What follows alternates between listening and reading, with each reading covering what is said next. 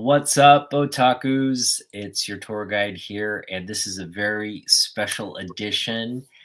I have with me the one, the only Fanboy Prime. Y'all know him, y'all love him. Fanboy, go ahead and just give a quick intro of yourself. Hi, I'm Fabboy Prime. Short and sweet, I love it. No, if you're a viewer of your Friday night show, if you're a viewer of Friday night's Otaku show, or what is it? Otaku Live, Otaku, yeah. Weekly. Otaku Weekly. Usually I'm in the chat. I'm usually in the chat saying, "Oh, that's a great book. I'm jealous." Absolutely, you're one of my regulars in the chat. And it's been that way for a while. We've been like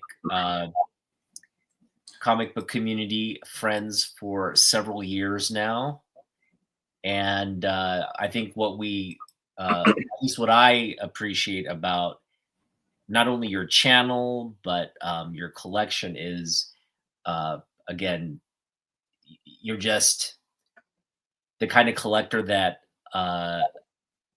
I kind of emulate, right? We're not like after like graded books or like any, we just keep it simple to what we like. We keep it casual, we keep it fun. We're not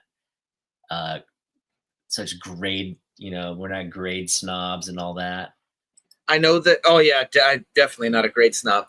I think you and I are very similar in what we buy because we don't like to spend money. Well,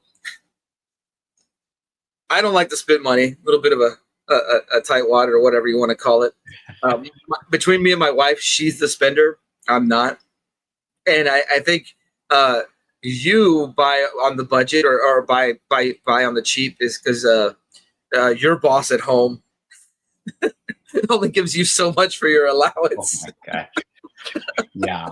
She keeps a very tight purse. That is she gave me $1 tonight because I asked for it. She gave me $1 tonight because I asked for it. Yeah, I was laughing because I was listening to your stream. I don't know what night it was. Was it Wednesday night? Was driving to work, and then you had $5 to spend, and you went over the budget on that too. It's awesome. I had to use my card because I didn't have enough. She's like, and then she knew I had the $5. She's like, she looked at the credit card because it comes to her, notifications and all that. She's like, "Oh, so you spent $6 and I know you only have $5." So I handed over the $5 and she just gave me this like sad, like, "Man, you're a grown man. Well, you can't even spend within the limit."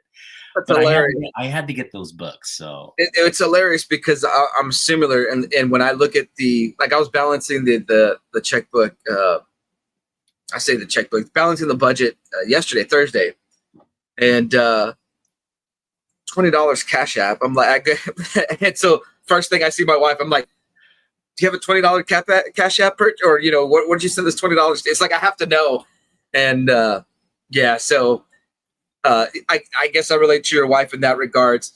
I'm married to a spender, but it's a blessing in disguise. Well, I mean, not in disguise. It can be a blessing because you have someone to kind of cap your collection. I've realized in the last 2 or 3 years, mine has grown a little larger than I ever intended it to be. Mm-hmm. And I do need to purge, whether that's give away, whether that's sell. I do need to kind of bring it down because I have been thinking. Yeah. A lot of things happened, deaths in the family this year. And I'm thinking, man, I'm going to pass all this on to my poor son and he's going to have to deal with it. And, right. So, like I said, it is a blessing to have someone there to encourage you to keep your collection contained. Yeah, I figure though, like Ollie's still into comic books, right? Does he collect still, or is he not as much? He's more into collecting action figures. He really likes big and bulky. My wife telling me I'm a hoarder. A hoarder on a budget. a hoarder on the cheap. He's really into the Marvel Legends action figures, big and bulky. Thing, Hulk, Red Hulk. He has a Build-A-Figure of Armadillo, so Captain America villain, I think, or something like that. He likes Solomon Grundy. There's a huge Clayface toy that my friend got him a few years ago. It's one of my earliest videos. Lady Prime bought him a huge Man-Thing and a huge Killer Croc. So he's more into the action figures, that and Godzilla. He has various Godzilla figures. And my son used my own language against me, my own words against me, because I was like, you don't even play. We got him. When we were in California, we visited the aquarium there in Long Beach. So apparently it's a well-known aquarium, right? The Aquarium of the Pacific. Mm-hmm. But outside of it, someone had this little shop and they're selling, food, whatever. Trying, what kind of thing it is, right? They're being in California, kind of Hispanic food and whatnot. But they had some toys there. They had some knockoff toys. And so we got this knockoff Kongzilla. It's like kind of Kong and Godzilla features into it. And then there was this other creature that was just like, oh, it looks really, really cool, man. If I was a kid, that would be fighting my Godzilla. I think it was a Bagan or something like that. It's a character for the video game. It's never had an appearance in the movie, but it was in one of the video games. And gave it to him. I was like, dude, so 2 weeks go by or whatever, and he's talking about wanting to get something. I'm like, you don't even play with those Godzilla toys I gave you. He's like, Dad, those are collectibles. And so how can I argue with that logic? I'm just glad he's staying with it, because you know how kids collect one thing and then they kind of move on. But he's been doing the kaiju thing for a while now. That's great to see. He's still doing his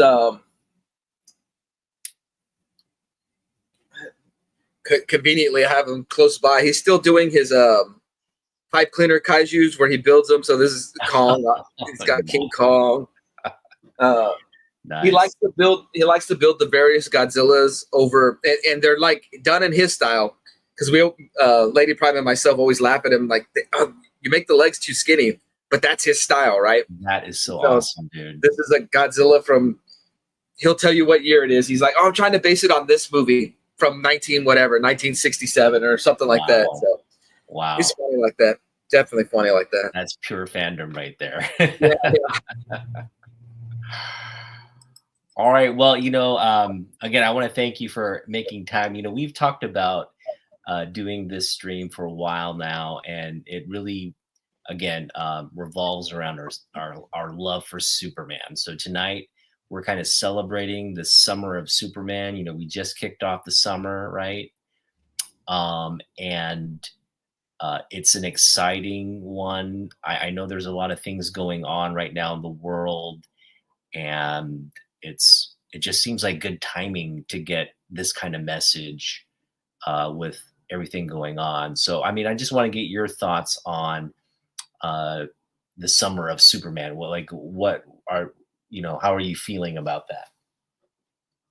Hold on 1 second. I'm digging for a book because you said something and it triggered this cover. It's one of my favorite Superman covers. It's real plain cover. It's just the symbol, just the Superman symbol, but the word hope, and so yeah.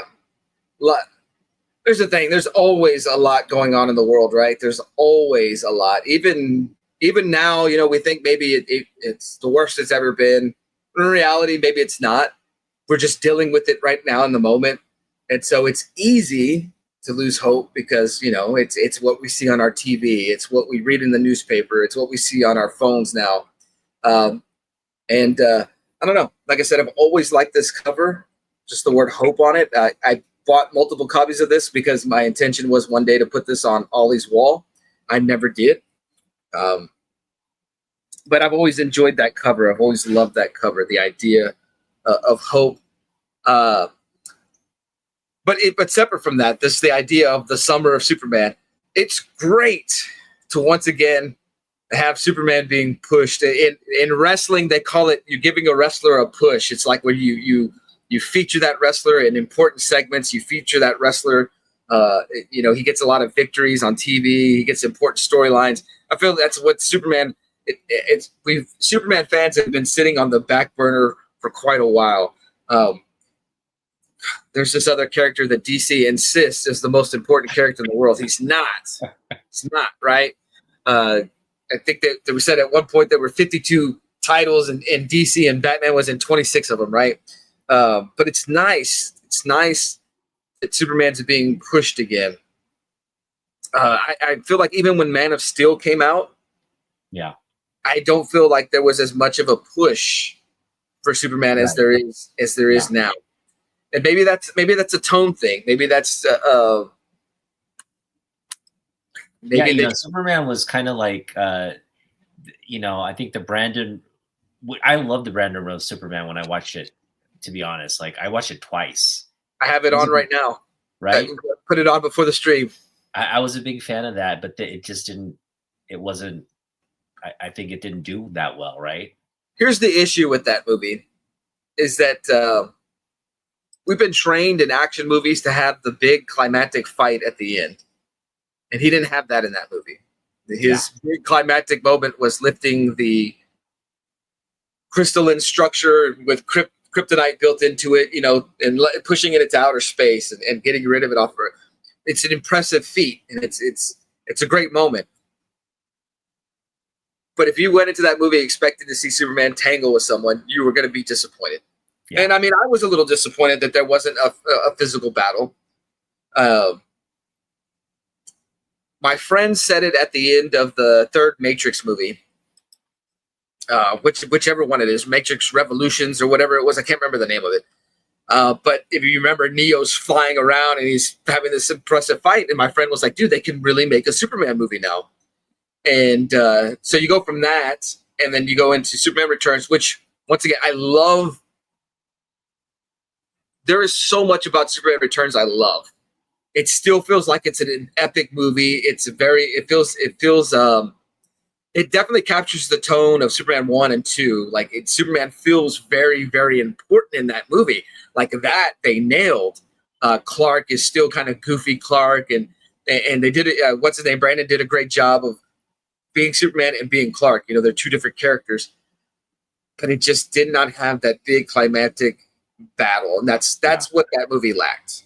Yeah. And I wasn't necessarily a fan of Superman having a kid, but I could live with it.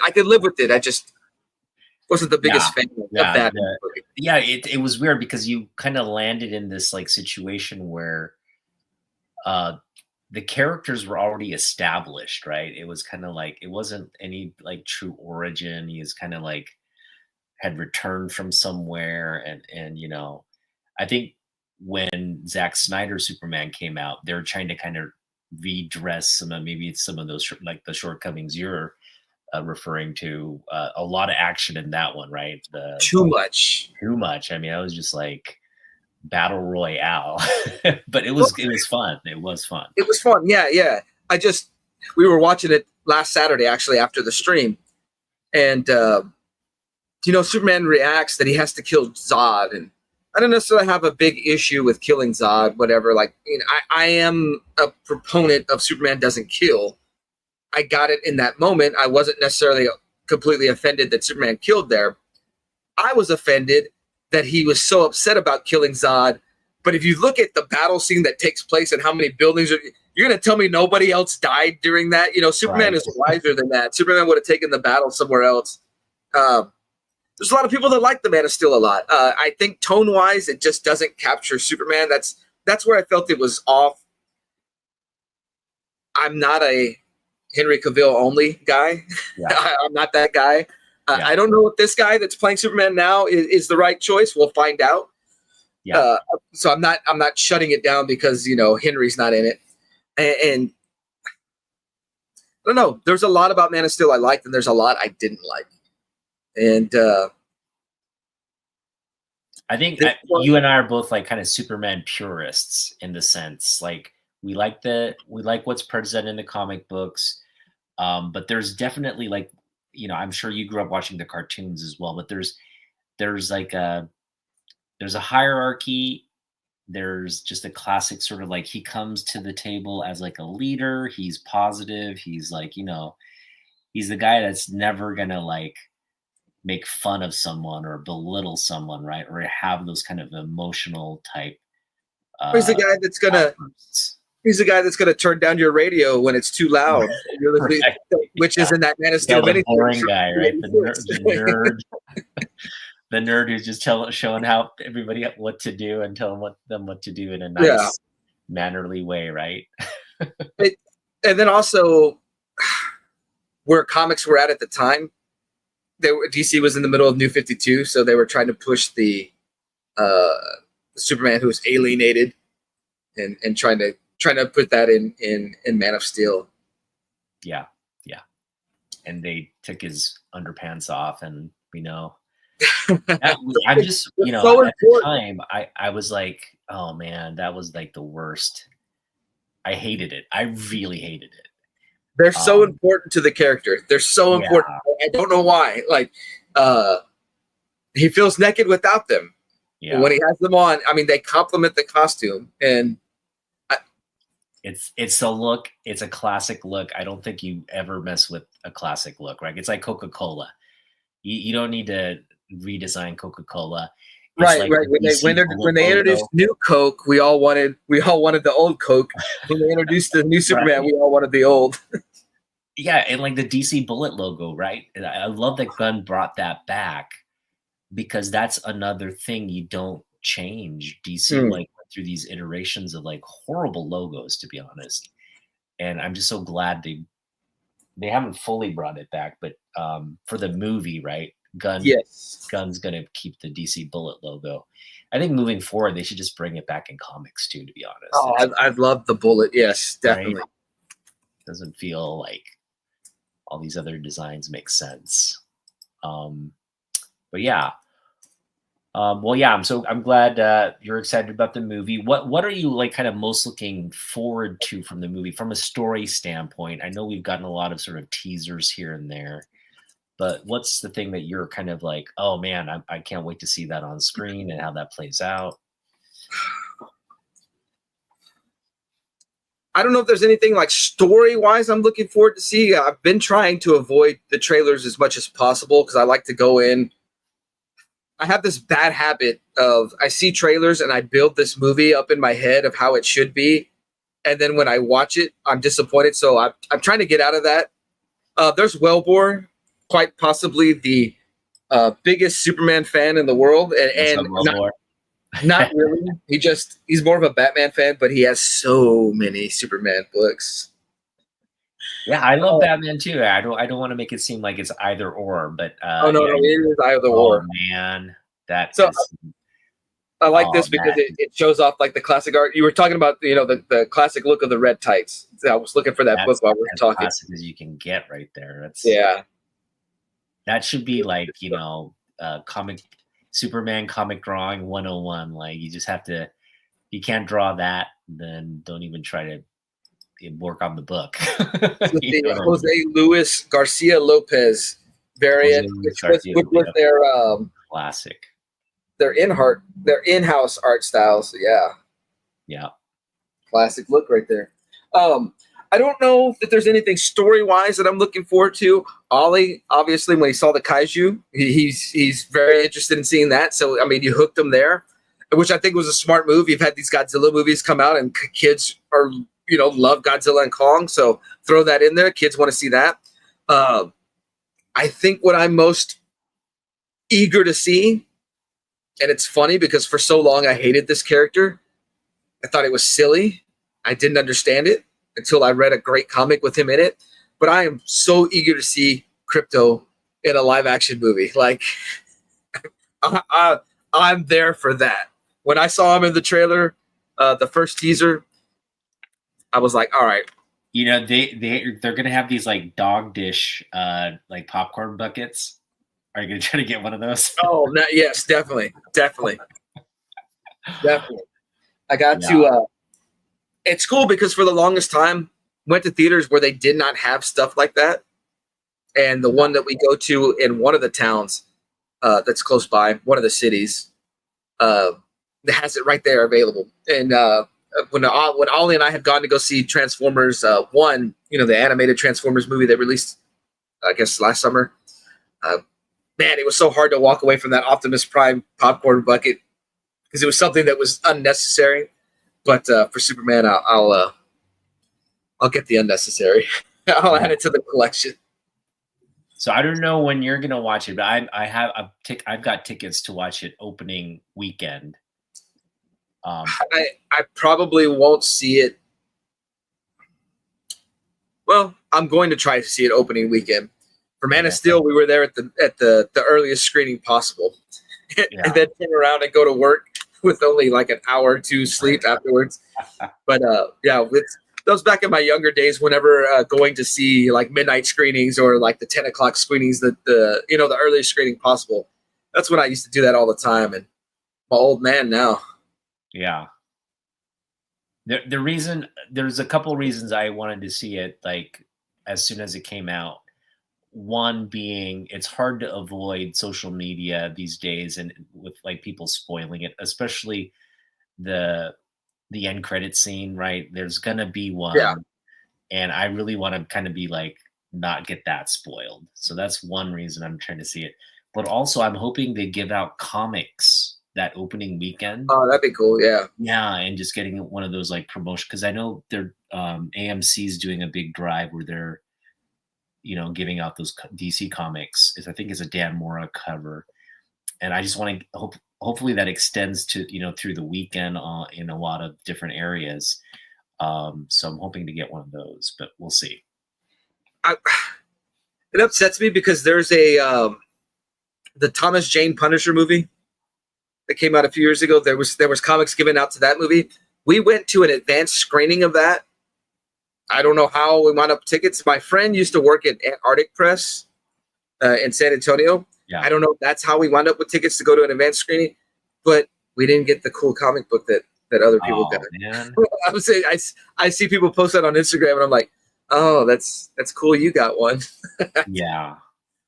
I hate when you go and you think you're gonna get, especially like a baseball game or something. Usually at a baseball game they're good because they say they're gonna give out a certain number, but they give out extra, so everybody leaves home happy. But there are times where you get to the ballpark late and everybody's got their thing and they run out of the out of the bobblehead or the Legends print. Yeah. All right. Well, I too am looking forward to crypto. But I think the thing I'm most excited about is not just Superman, kind of returning to this foreign status of his former popularity, but also sort of this re-emergence of like DC. And I know you and I are both also like probably more lean toward DC than Marvel. You especially, right? Like definitely. You're not much of a Marvel collector, but it just seems like now that it's like Marvel's cinematic universe had dominated the conversation, the box office, the profiting, the licensing. All of this was like lean toward Disney and Marvel, but it now seems like there's an opportunity here for DC to kind of make a dent in that, maybe even take over, right? And that's kind of what I'm hoping to see and excited about. Thoughts on that? It definitely feels like Marvel lost momentum. What's up, Tyler? What's up, Tyler? Smith. It does feel like Marvel lost momentum. And I don't know if they just thought, once again, I keep going back to if you've seen other streams or my own stream, the Guardians of the Galaxy was one of the best and worst things that happened to Marvel, to the Marvel Cinematic Universe, because Disney or whoever, Kevin Feige, whatever, saw that, hey, we just put out a movie with characters that not everybody knows, and we just made, millions and millions of dollars, and maybe we can do that with all these other characters. And I think two things happened. You completed the Infinity Saga. You completed that, which it was a nice bookend to that. And so for a lot of people, the story was done. and then you put out movies with characters that people maybe don't care as much about, and that's the risk you take. Yeah. I think had they bought Fox sooner, you know, the next saga would have written itself with the X-Men. You know, you could have done it that, but they got it later in the game, and so I don't know.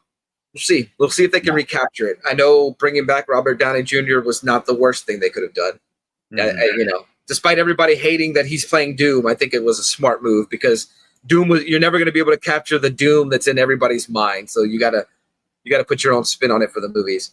So yeah, when you say that there does seem to be an opening, you know, because when Marvel was at its height, when the MCU was at its height, it felt like DC was always trying to play catch up, which was the worst thing they could have done. Right. Hey, we have this Man of Steel movie, which there's a lot of people that liked it. It's not up to Marvel numbers. The next movie, let's throw Batman in there. Instead of giving Batman his own movie and build it up, we'll throw Batman in there. Not only will we throw Batman in there, we're going to throw Wonder Woman in there. Not only are we going to throw Wonder Woman in there, we're going to kill Superman in this movie. And it just seemed like they were just trying to play catch up. It's the worst thing you could do. They should have just gone at their own pace. Then the disaster that was the Justice League. Yeah. I think that was a nail in the coffin, though. But, you know, it was kind of like, if you can't succeed with what you think is the formula for, I mean, again, there were a lot of things wrong with that movie, but, you know, you're bringing all your big guns to that movie and you're kind of just it kind of felt like a Hail Mary with how they, you know, designed that whole scenario. Cause it was like, they're bringing in Darkseid. They were like, had all the core characters there and brought in a lot of big names. And it just felt like, okay, if we don't succeed here, we're probably never going to succeed. It's exactly how it felt. Yeah. It was a little too much. Exactly how it felt. I'm actually kind of surprised we're getting a Superman movie as quickly as we did, considering how bad Justice League felt. Yeah. I'm assuming you've watched the Snyder Cut. Yeah. Didn't really help it.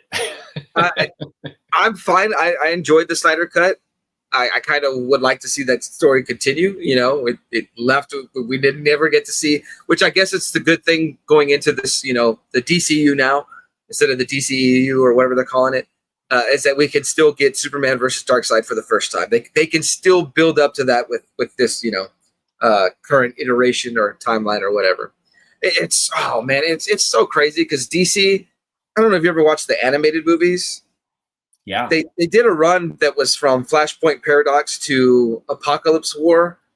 And like, you know, those movies were in continuity. They were so good. And they built upon the stories and, you know, they would touch upon something that was 5 movies previously. The animated movies are so good. DC has rarely had misses in the animated area of releasing content and media and whatnot. Just their movies, man. And I remember it used to be that Marvel made the bad movies. You had the Roger Corman Fantastic Four and Captain America and the really bad attempt at Spider-Man in the 70s. That was horrible. Well, it was just hard to capture it then, you know, and in paper, there's no budget, right? When you draw something, you can draw whatever you want. Yeah. And the technology wasn't there to show it. And then whereas, you know, DC was releasing Superman, which, damn, I know I've seen Superman beginning to end when I was a younger kid, but I put it on recently and I'm watching it in pieces because it's just now that's where I'm at in life where I hardly sit down to watch a full movie. And I really enjoy that movie despite the limitations. Yeah, you know, he's running past the train and yeah, it still looks cheesy, but it's still able to capture the human moments and the character moments. But DC was making the great movies back then and Marvel was you know, and it flipped on its head and yeah. We'll see. Yeah, people don't realize, like, when you talk about like the first comic book superhero movie that was a blockbuster, we're talking about the first blockbuster. I mentioned this in my previous stream, but like Superman was the #1 movie in 1979. It earned 193 million at the box office that year. And if you take 100, well, sorry, it was 173 million. if you prorate that 173 million to Adjusted today's, for inflation. yeah, for inflation, it's like, I think it was like 800 million, somewhere around there, almost $1 billion in terms of revenue. So yeah, I mean, it was a huge success. It's just at some point between then and the Batman movie that came out in 1989, the Keaton Batman, Superman just kind of lost his mojo with fans. And there's really not one clear explanation. I have my theories, but it's just a lot of Superman bashing that was going on. Superman 3, Superman 4, not the strongest movies. We went into the age of the anti-hero, the Dark Knight Returns. We decided we like our heroes to have flaws. Yeah. We don't want that's one thing, or one reason why I feel like people are not as strong as Superman fans, or perhaps Superman's not as popular as he should be, is because we like, and I'm including myself in this because I'm guilty of this as well. We like our heroes to have flaws, and so here's Superman, the big blue Boy Scout, right? And we don't hold ourselves up to a high enough standard in our own personal lives. We let ourselves slip in certain things, and here's Superman, the guy that can do it all. Yeah. And we like the idea of heroes that fail. Yeah. We like the ideas of heroes that have a dark side. Yeah, I completely agree with that because, I think ultimately we got more and more like different stories, different content, and just people would decide to latch on to things that they kind of identify with more, right? And there are a lot of interesting storylines, and Superman kind of remained stagnant and stuck in that, like, again, DC had to protect its number one IP, so they weren't going to do anything risky with it, right? Like, I know they did it in the 90s. They went full, like, let's kill him off, but let's change his suit. We'll give him new powers. Exactly. We'll change his hair. Yeah. Which was the time to capitalize on it. We should have had a huge Superman movie in 93, 94, 95 after the death of Superman. Like, drop the ball on it. And it is do you think there'll ever be an opportunity to, and I think this is where DC is a little different than well, not that it's different. I think it is the same. But ultimately, like,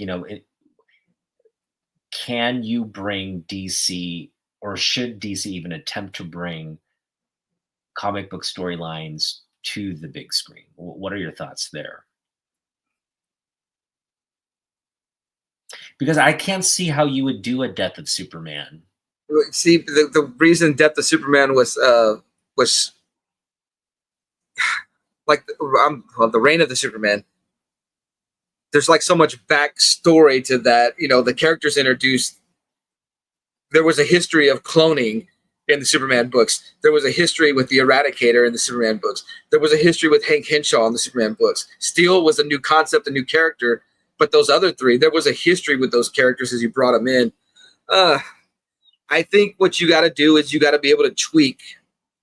You tweak it and adjust it. Who would have played Superman in the 90s, Fanboy Prime? I don't know. We actually had a 90s Superman. His name was Dean. Dean Cain. Dean Cain. I did not like Dean Cain, but I didn't, that whole series was just a cute, like rom-com.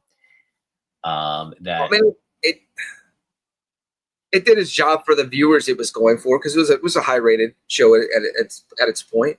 Yeah. And men had crushes on what's her name? I can't think of her name now. She was a fox. Terry Hatcher's a fox. Terry Hatcher, yes. She was the real draw of that show. Like what was that most downloaded image for a time with her laying in the cape? It's like a blanket, but they put the shield on it. Yeah. Yes. I don't think Luke Perry would have played Superman. I don't know who would have played Superman. I would have been content with getting an unknown. Mm-hmm. Yeah. If you were to ask me who I feel like the guy who looks like Superman the most is, though, it's Homeboy from Smallville. Tom Welling. Just For the first time I ever saw, I was like, "Oh, that's Clark right there. That's Superman." Yeah, I I thought love that series. That was a great series. that Brandon did a good job of looking like and mannerisms of Christopher. I thought that. Hmm. I once again I don't understand why Henry Cavill is everybody's Superman. He did a good job as Superman. I don't think any of the issues with Superman or Man of Steel failing and the DCEU failing was on him. I just Tom was good. Tom was good. Tom was good. Yeah, and I think we all wanted to see him, like, because he does. At the end of the series, we do get the glimpse of the suit, and that's the you never get to see his life in Metropolis. When I've read interviews with the producers, they said the two things they wanted in that show was no flights and no tights. Mm-hmm. No flying and no tights, and so yeah, it was a fitting end because you just know what comes afterwards, and you don't have to necessarily spell it out. But yeah, it was a long series too. It was like 10 years. I mean, I think, yeah, that's a long time for a television series. So definitely was successful in that sense. All right, well, we're going to show off some books now, and what we're going to do is just kind of, not that we're going to go back and forth. I'll just let you do a little, like a cadence there, and then when you're ready, we can kind of shift. So yeah, go ahead, go first, Fanboy. Let's see what you got. I know you brought us some heavy hitters. Let's see what they are. I'm gonna make you big. Hang on. Well, I hear that there's the rumor that the Lex Luthor's battle suit is in the universe, right? In the movies. This was a pickup. This was 2 weekends ago. This is one of my most recent Superman pickups.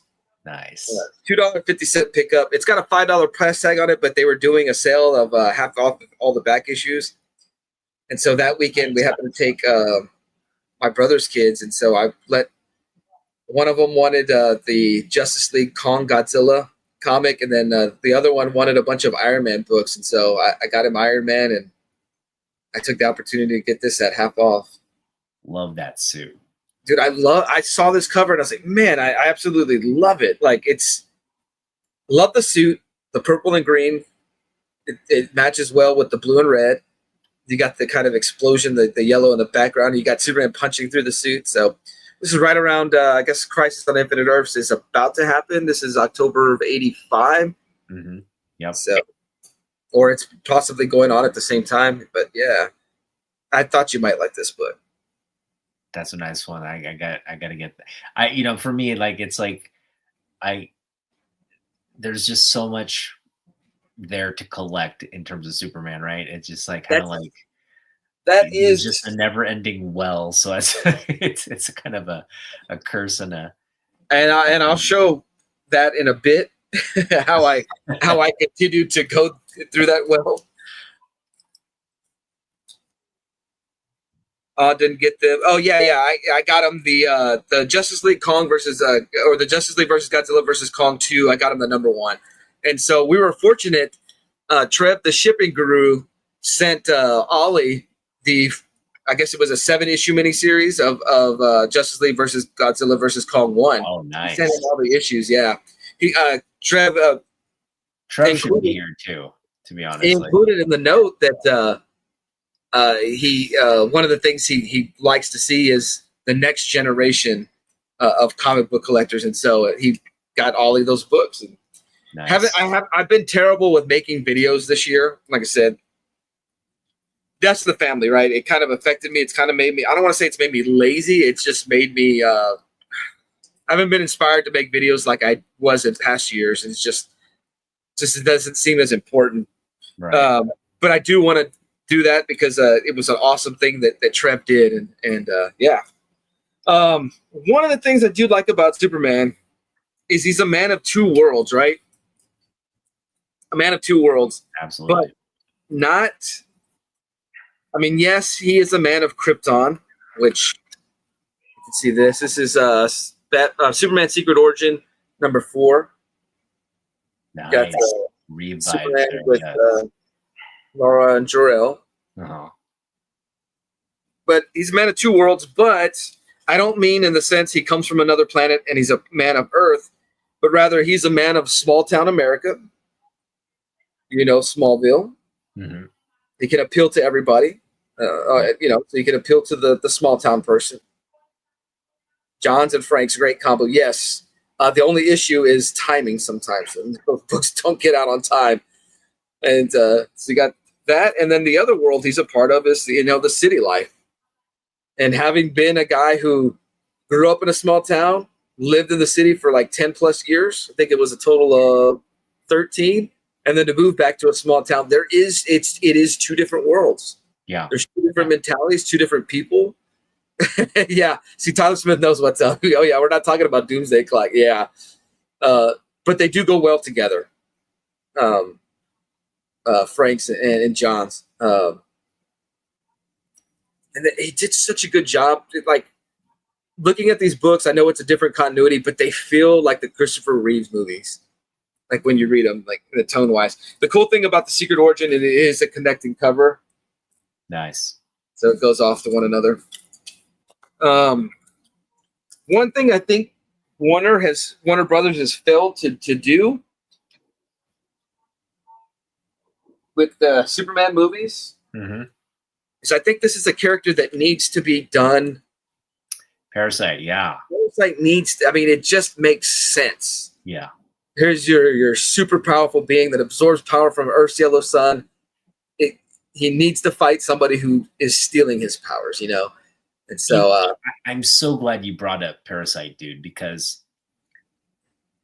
one of the criticisms that I really disliked about people, you know, when they're in their hatred or whatever critique of Superman, is that he doesn't have like a good villains gallery or like a, you know, like right, like Batman has the better, you know, gallery of villains or enemies that he fails to leave off the streets.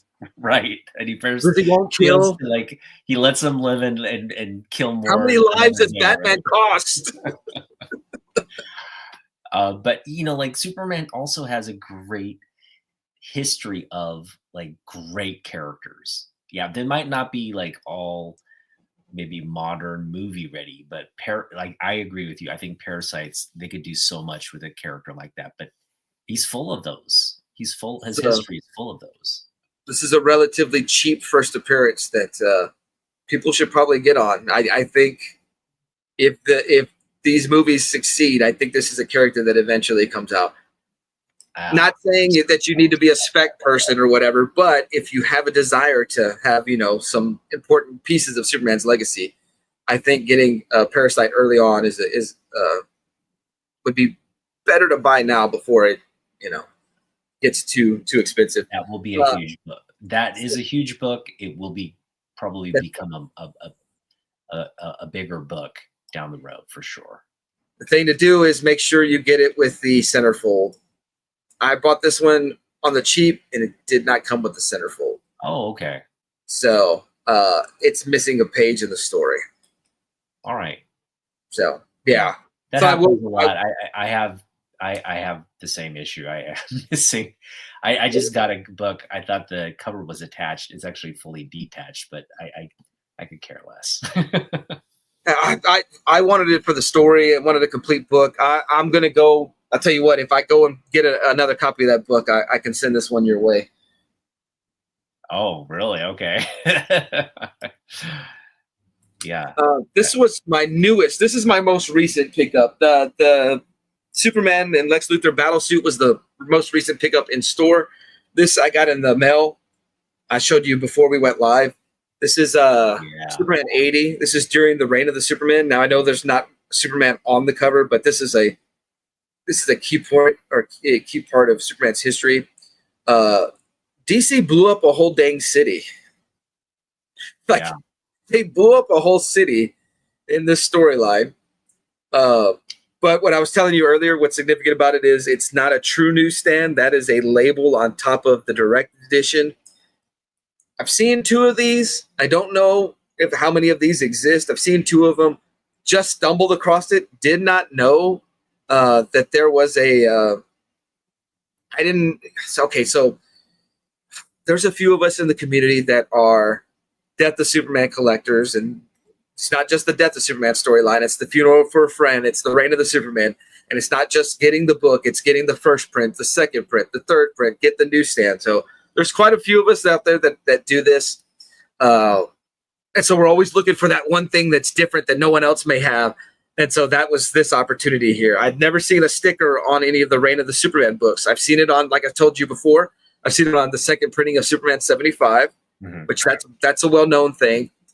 The first book I saw with the label printed on it, sticker on it, was a $95 copy of this book. Really? And I was like, I'm not paying $100 for a book with a sticker on it, but I do want to find another copy of it out there. I found this one on accident. I overpaid for it because it is a beat up book. But I have a copy with a sticker on it. So Okay. now when I get with my other friends that collect the Death of Superman, I'd be like, "Oh, do you have this one though? Do you have this one though?" And Superman.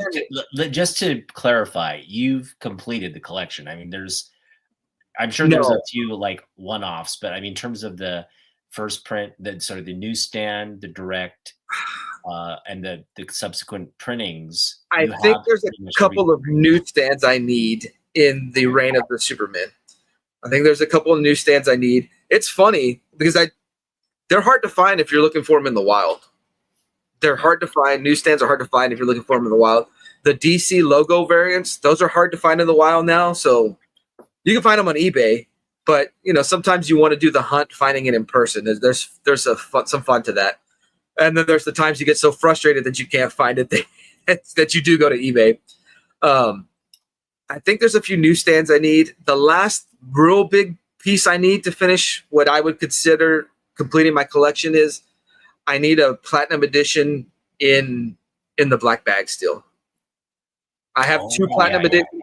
I have one that's graded a 9.6, which I got for a fantastic price. I got a 9.6. Yeah, I got that at a fantastic price. And then I got a raw copy bag and board for a great price as well. And Scoons Comics, actually, he's the first guy I saw do a video where he had the Superman set. And he's the one that sent me the link to get that platinum edition that's just, regular raw copy of it and bag and board. So I always shout out Scoons Comics because he's the first one that kind of put me on this hunt. I saw his video and I was like, oh, that sounds fun. I'll do it. Did not know how frustrating and expensive it would truly wind up being. The platinum, the bagged one is pricey. Yeah. And that's then a pricey book. The DC logo variants for the Funeral for a Friend. Man of Steel 20 was the last one I got. I got mine for under $200. Okay. Or under 250. I'm careful saying this stuff because my wife might still be watching. But a copy of Man of Steel 20 earlier this year sold for, with the DC logo, sold for like $1,200. And we don't know why. We don't know if it was people driving, because you can manipulate eBay. If you get enough friends on eBay, you can manipulate a book on eBay, right? Yeah, just drive it up. Yeah. So we don't know if they were doing that, because then not how long after that $1,200 copy sold, a $600 copy sold. I want to say I saw one sell for $200 though. It's kind of come back down. So I feel there was some market manipulation there. Sad that happens in the community, but whatever. But those are hard to get. The DC logos for the Funeral for a Friend. The Death of Superman ones are easy to get. There's not any in the Reign of Superman. Yeah. And I didn't even bring a DC logo with me. I should have done that. I don't have any DC logos from that, but I'm kind of trying to do it. Not that I'm trying to collect all the triangle issues, but I'm trying to I'm starting with I want to try to get all the Cyborg Superman covers. I'm starting there, and then just kind of working my way through the entire, back because it doesn't just cross over into Superman titles, right? It's crossing over into other Green Lantern because of that Coast City. I mean, this, right? I'm telling you, this was a very, very significant event in DC, in the comic lore. You know what I'm saying? Like, it's a big event because it does cross over into Green Lantern, drives Hal Jordan mad. He becomes a villain. He dies, becomes the Spectre, comes back in DC in a Green Lantern Rebirth. And it's funny because something happens in Superman 1 that is kind of responsible for what happens here. So, man, like, just saying, Superman is key. It's like the big deal in the lore of DC Comics. Yeah. So I'll show off like 2 more, and then I want to see what you got. All right.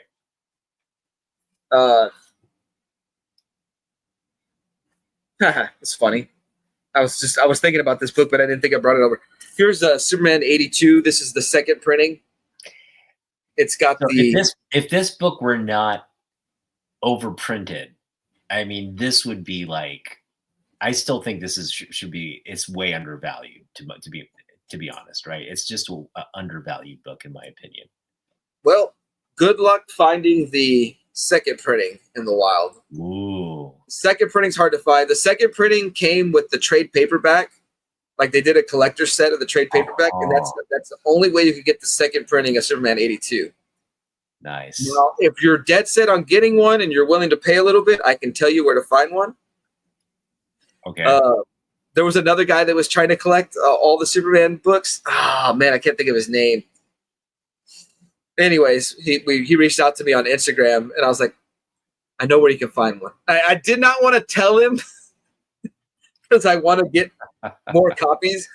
But I was trying to be a good fellow citizen of the comic book community. But I believe normally this is I think it's normally white. I could be mistaken. Okay. But you know it's a second printing when you see the yellow. Yeah, there's one on eBay right now for $100. Don't pay that much for it though. Wow. So that's what's the book value for that generally? That one, people probably try to put it at $50 or whatever. You know, I say don't pay $100 for it because I know places where you can get it cheaper. Okay. But if someone sells it and they know what they have, because a lot of people won't know what they have with that book because, like you said, it's overprinted. They'll think they have one of the dollar copies because it's just a $1 book, right?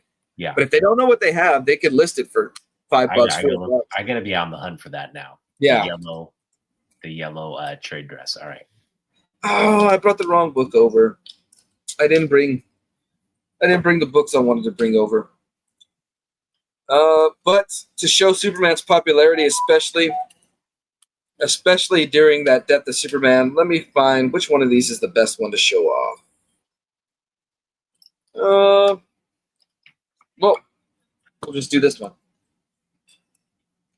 Oh, what is that, like an international version? This is the Italian edition. Get out. That looks so dope, man.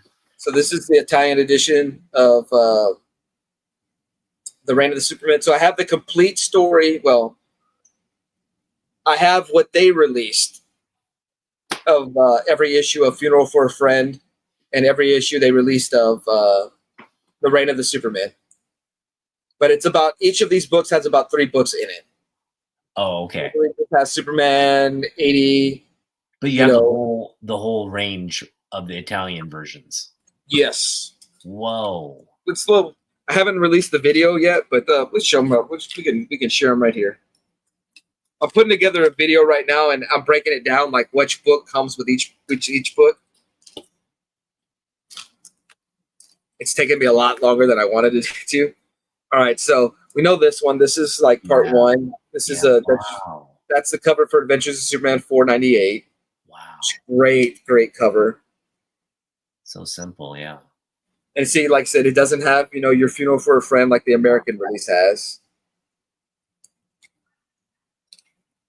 I always love that cover. Let's see, where's part 2? And so I got lucky stumbling across these books. I have a friend on Instagram and she gets a lot of books from Mexico.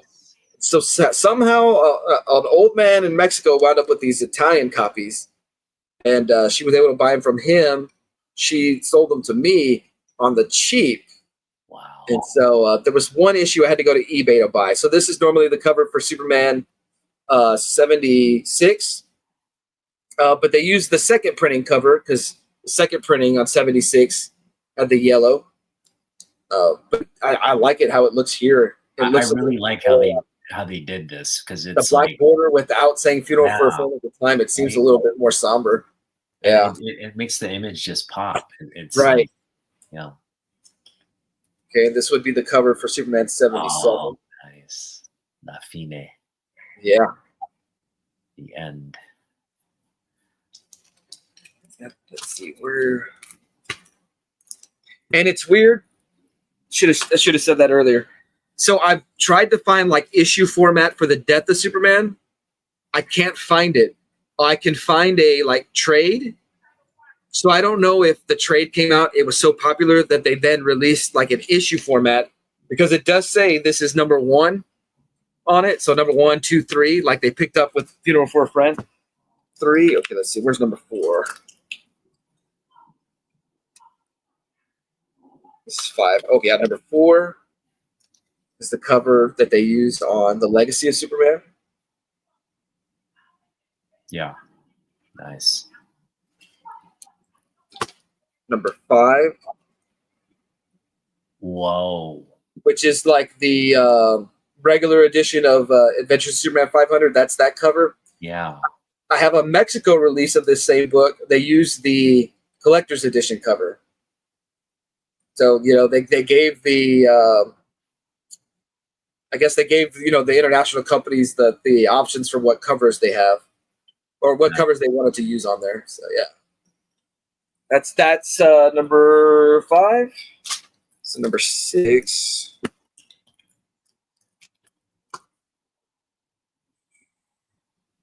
Oh, and then they go into a triangle number on here too. With issue number 6, they go to the triangle there at the top. So yeah, this will be the start of the reign of Superman.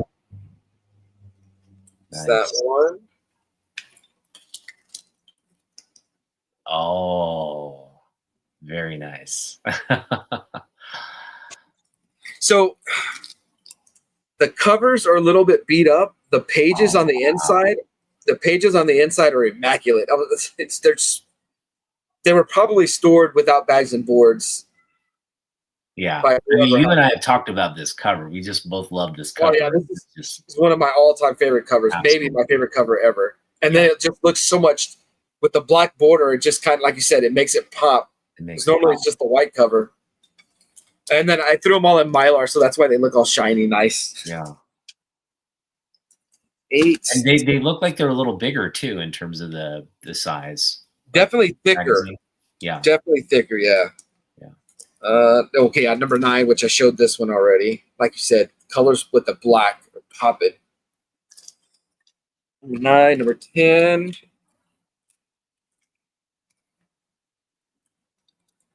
This one, I have the complete story. I guess I can't say I have the complete set because this one has a variant. For whatever reason, this is the only one that has a variant cover on it. And instead of the green and stuff in the background, it's almost like a silver. And I don't know if it's because in this issue we find out that Superman is really back. You know, he doesn't have his powers. I don't know if that's why they released the variant. I haven't, you know, it's kind of, I have no way of knowing. I don't speak Italian, so I have to eventually link up with someone who has better information.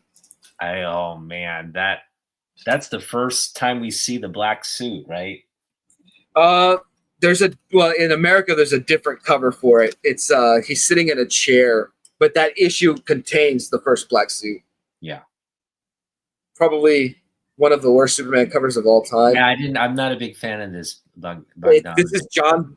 Is it John Bogdanove? Yeah. I'm not the biggest fan of his artwork. There's a certain charm to it though, because he was the artist under the title, the Man of Steel title. Which, you know, you think of steel, it's not refined, it's kind of jagged and you know, so it fit the title, but not my favorite Superman artist at all. And they used this cover, Oh yes. which is normally Adventure Superman Superman. 505. It's a great image of Superman. Just if Love that. Yep. you may get thrown off by his long hair if you're used to just classic Superman, right? And then I got a few issues afterwards because to me, though, the Reign of Superman ends like unofficial endings. You know, you had where Clark Kent comes back, which I love that this cover is all timer, That's all an time all-timer. cover. Yep. That's where the arc ends. Yep. And then that what's his name that passed away recently? Is it Geese or yeah. something like that? Butch Geist. Yeah. Geist, there you go. Yeah, great cover. Yep. Doesn't get And enough then I got credit this one for too as well. Superman content. I hate it. Oh, another one. Yeah. Dude, man. That's a super flex right there. So that's what I was saying. I was going to show you later on when you talked about there's like a lot of Superman. You can get deep in that well. That's where I went. You know, I have all the depth of Superman, so I was like, well, let me. Yeah. What else can I get that other people might not have? And so I went with the Italian edition next. So yeah, what you got? All right. Well, that's. Don't I'm do just that, dude. You have a keep up, fantastic collection. You have a fantastic collection. Well, I'm gonna start off with some old school stuff. I actually I'm gonna show off some cards. Oh, nice. I know when I've had the Superman itch in collecting for a while now, and what got me into Superman was the Christopher Reeve Superman original movie. And I've watched that film countless number of times, Superman 2 as well. When you're a kid, that the sequel was the bigger of the two movies. Yes. Right? It was like 3 Supermen versus 1. It's kind of like. What did you think about the Donner cut of Superman 2? I haven't seen the Donner cut of Superman. Oh man. Okay, I'll have to check that out. Are you recommending it? I would imagine it's better. There's some differences there. Yeah, because I know they had to reshoot a lot of the scenes when he. Well, because he kind of filmed 1 and 2 back to back, but then they replaced him as director, and so yeah. All right. Well, again, big fan of the original Donner film, and they released actually a set of cards that cover Superman 1 and 2. And this was like a top set, but I ended up getting like the O-Pee-Chee, which is the Canadian version of the tops. It's basically Canada's. It's the same company. It's just it's called O-Pee-Chee in Canada. But I got the O-Pee-Chee set, and so I got pretty much all the cards. I'm just going to show off, this is the sticker from the set. That's awesome, right? So classic. You got all the characters there. They have stickers. Here's a nerdy Kent. And then, this is like, it's off center and all that. It's not in the greatest condition, but I still glad to have it. It's just the classic. Fantastic, yeah. Light. You'll believe a man can fly. Right. Reeve, it was a challenging thing to. I don't think people realize like superhero movies are a dime a dozen now, right? But in 1979, you were asking for a lot. You're asking for a lot, and you look at those old George Reeve like 50s television show series. They jump off screen and we'll just no one's buying it, right? Flight had not been done well at all, and then here comes Christopher Reeve, and he's doing the wire action, but it's so believable. And speak of the devil, Trev. What's up, Trev? All right, we got our crew here. All right, looking good. All right, and I know you're gonna like this card. This is a card I think you may have or maybe not. but Oh yeah, that's that was in the Adventures of Superman pack. Yeah, it's the an white one. insert. It's an Yeah, insert card, and it the kind of bloodlines. reprints all the four covers of the Mystery Superman when they were launched. And then there's this cool, like, they basically, like, it's like, who do you think is, the true Superman? Who did you think Revealed the true by- Superman was?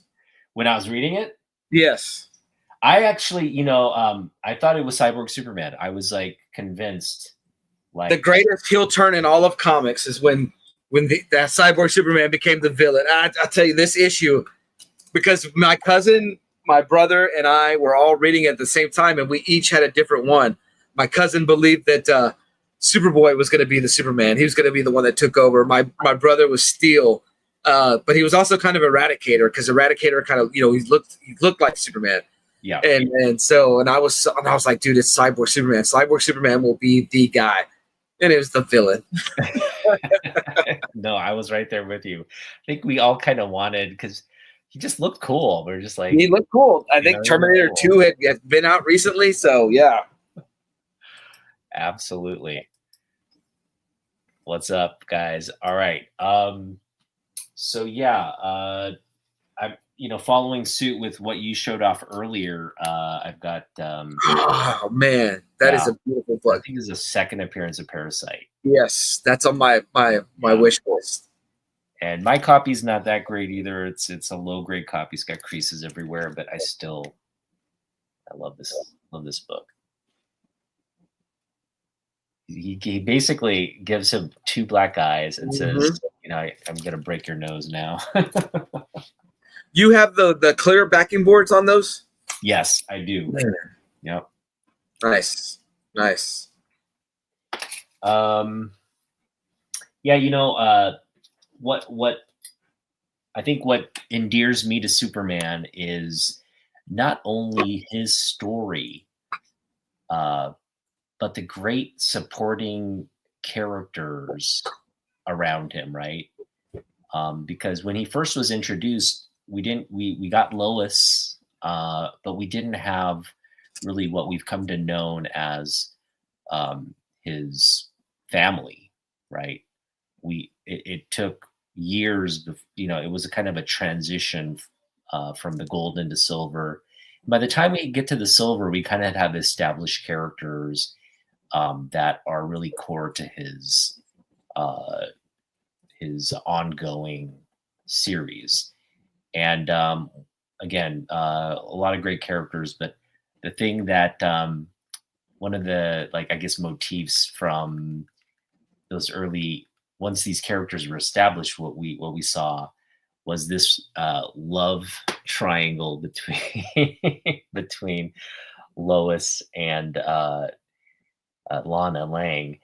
And this is a John Byrne cover, but what you'll notice is John Byrne did it in the style of Kurt Schaffenberger, who brought, again, he brought this sort of storyline where it's like the two ladies fighting over Superman and Superman having to, like, not really picking one or the other, right? He's just kind of like playing them both a little bit. But yeah, he definitely pays tribute to the Schaffenberger on this cover. It just has a very classic look to it. And yeah, John Byrne is saying, you will not see this scene. Yeah, I guarantee you that you won't see this scene in the book. And yeah, we're mentioning Flight, and this is I just think what influenced Donner in terms of his design and make for the movie. Donner was influenced by the modern comic books of the time, and I think the artists that they probably just said, we're going to take this look and bring it to the screen, and that was Neil Adams' artwork. So Neil Adams played a pivotal role in the design and look of not only the casting of Superman, Christopher Reeve, but also the design of his costume as well as the choreography for the flight. Right, he's doing a lot of these poses that have been kind of established in comic books, but Neil Adams kind of took it to another level, especially with this, like, that the hand tucked with the arm outstretched. That's just a direct homage in the movie, which then is like, kind of comes back full circle when John Byrne redesigns the modern Superman in comic books again. So it's just kind of this like loop where that period is paying homage to itself. So that was great to see. Your copy is better than mine. Was that? Your copy is better than mine. Is it? Whatever kid owned mine before I got it, colored in stuff. And oh, okay. But I wanted that cover so bad, and I finally stumbled across one at a price I was willing to pay. These 100-pagers are hard to get in good condition, yeah, just because of the square bound, right? So yeah, mine's not in great shape though. But yeah, it's a hard one to find in good condition. Is that one of the books you sent to Roger? Yes. Yeah, I remember that. That's right. Yeah, that's the one I really wanted because it had all this dinge and like mildew on the back, water damage, and Roger got so much of it out. It just dude is a magician. He's a magician, man. He is. I'm gonna.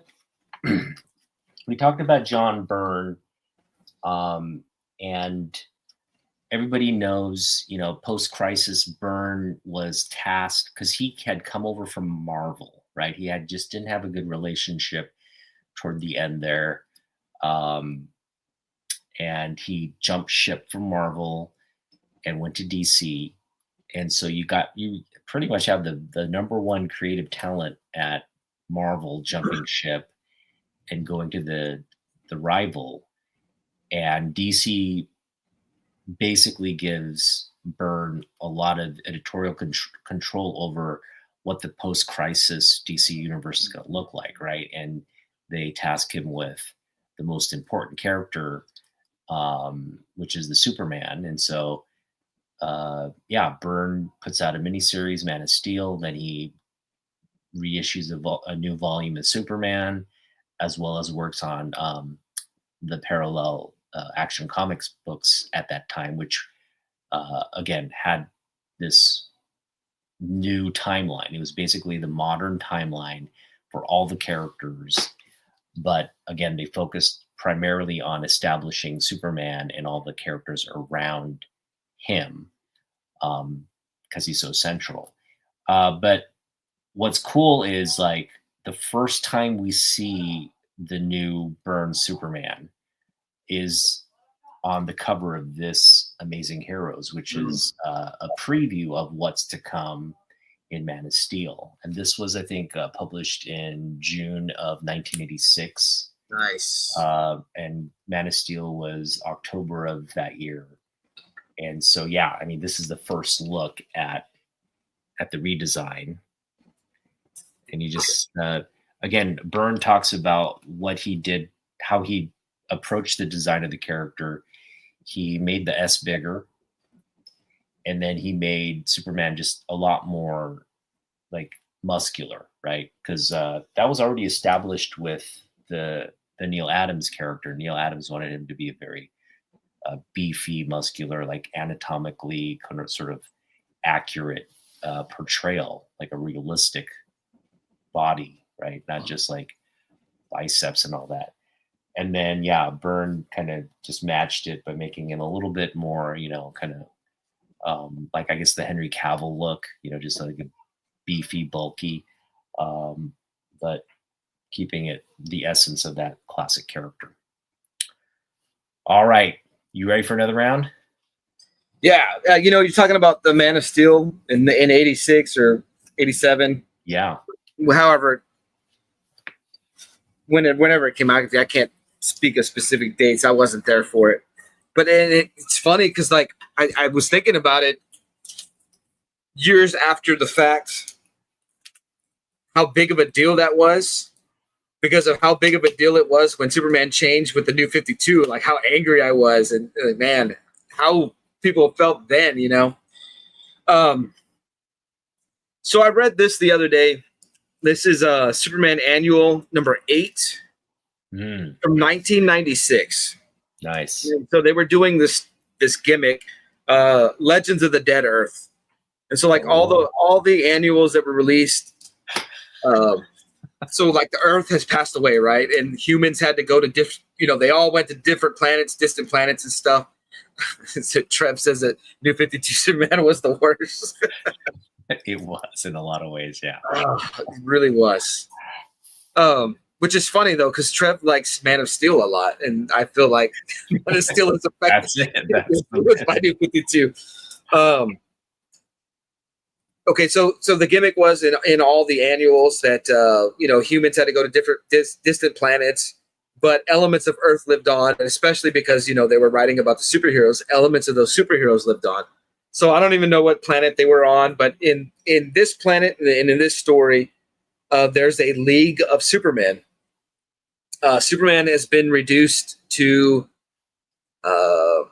you know, it takes place years and years in the future. So Superman's passed away, but they've captured an essence of Superman into a computer.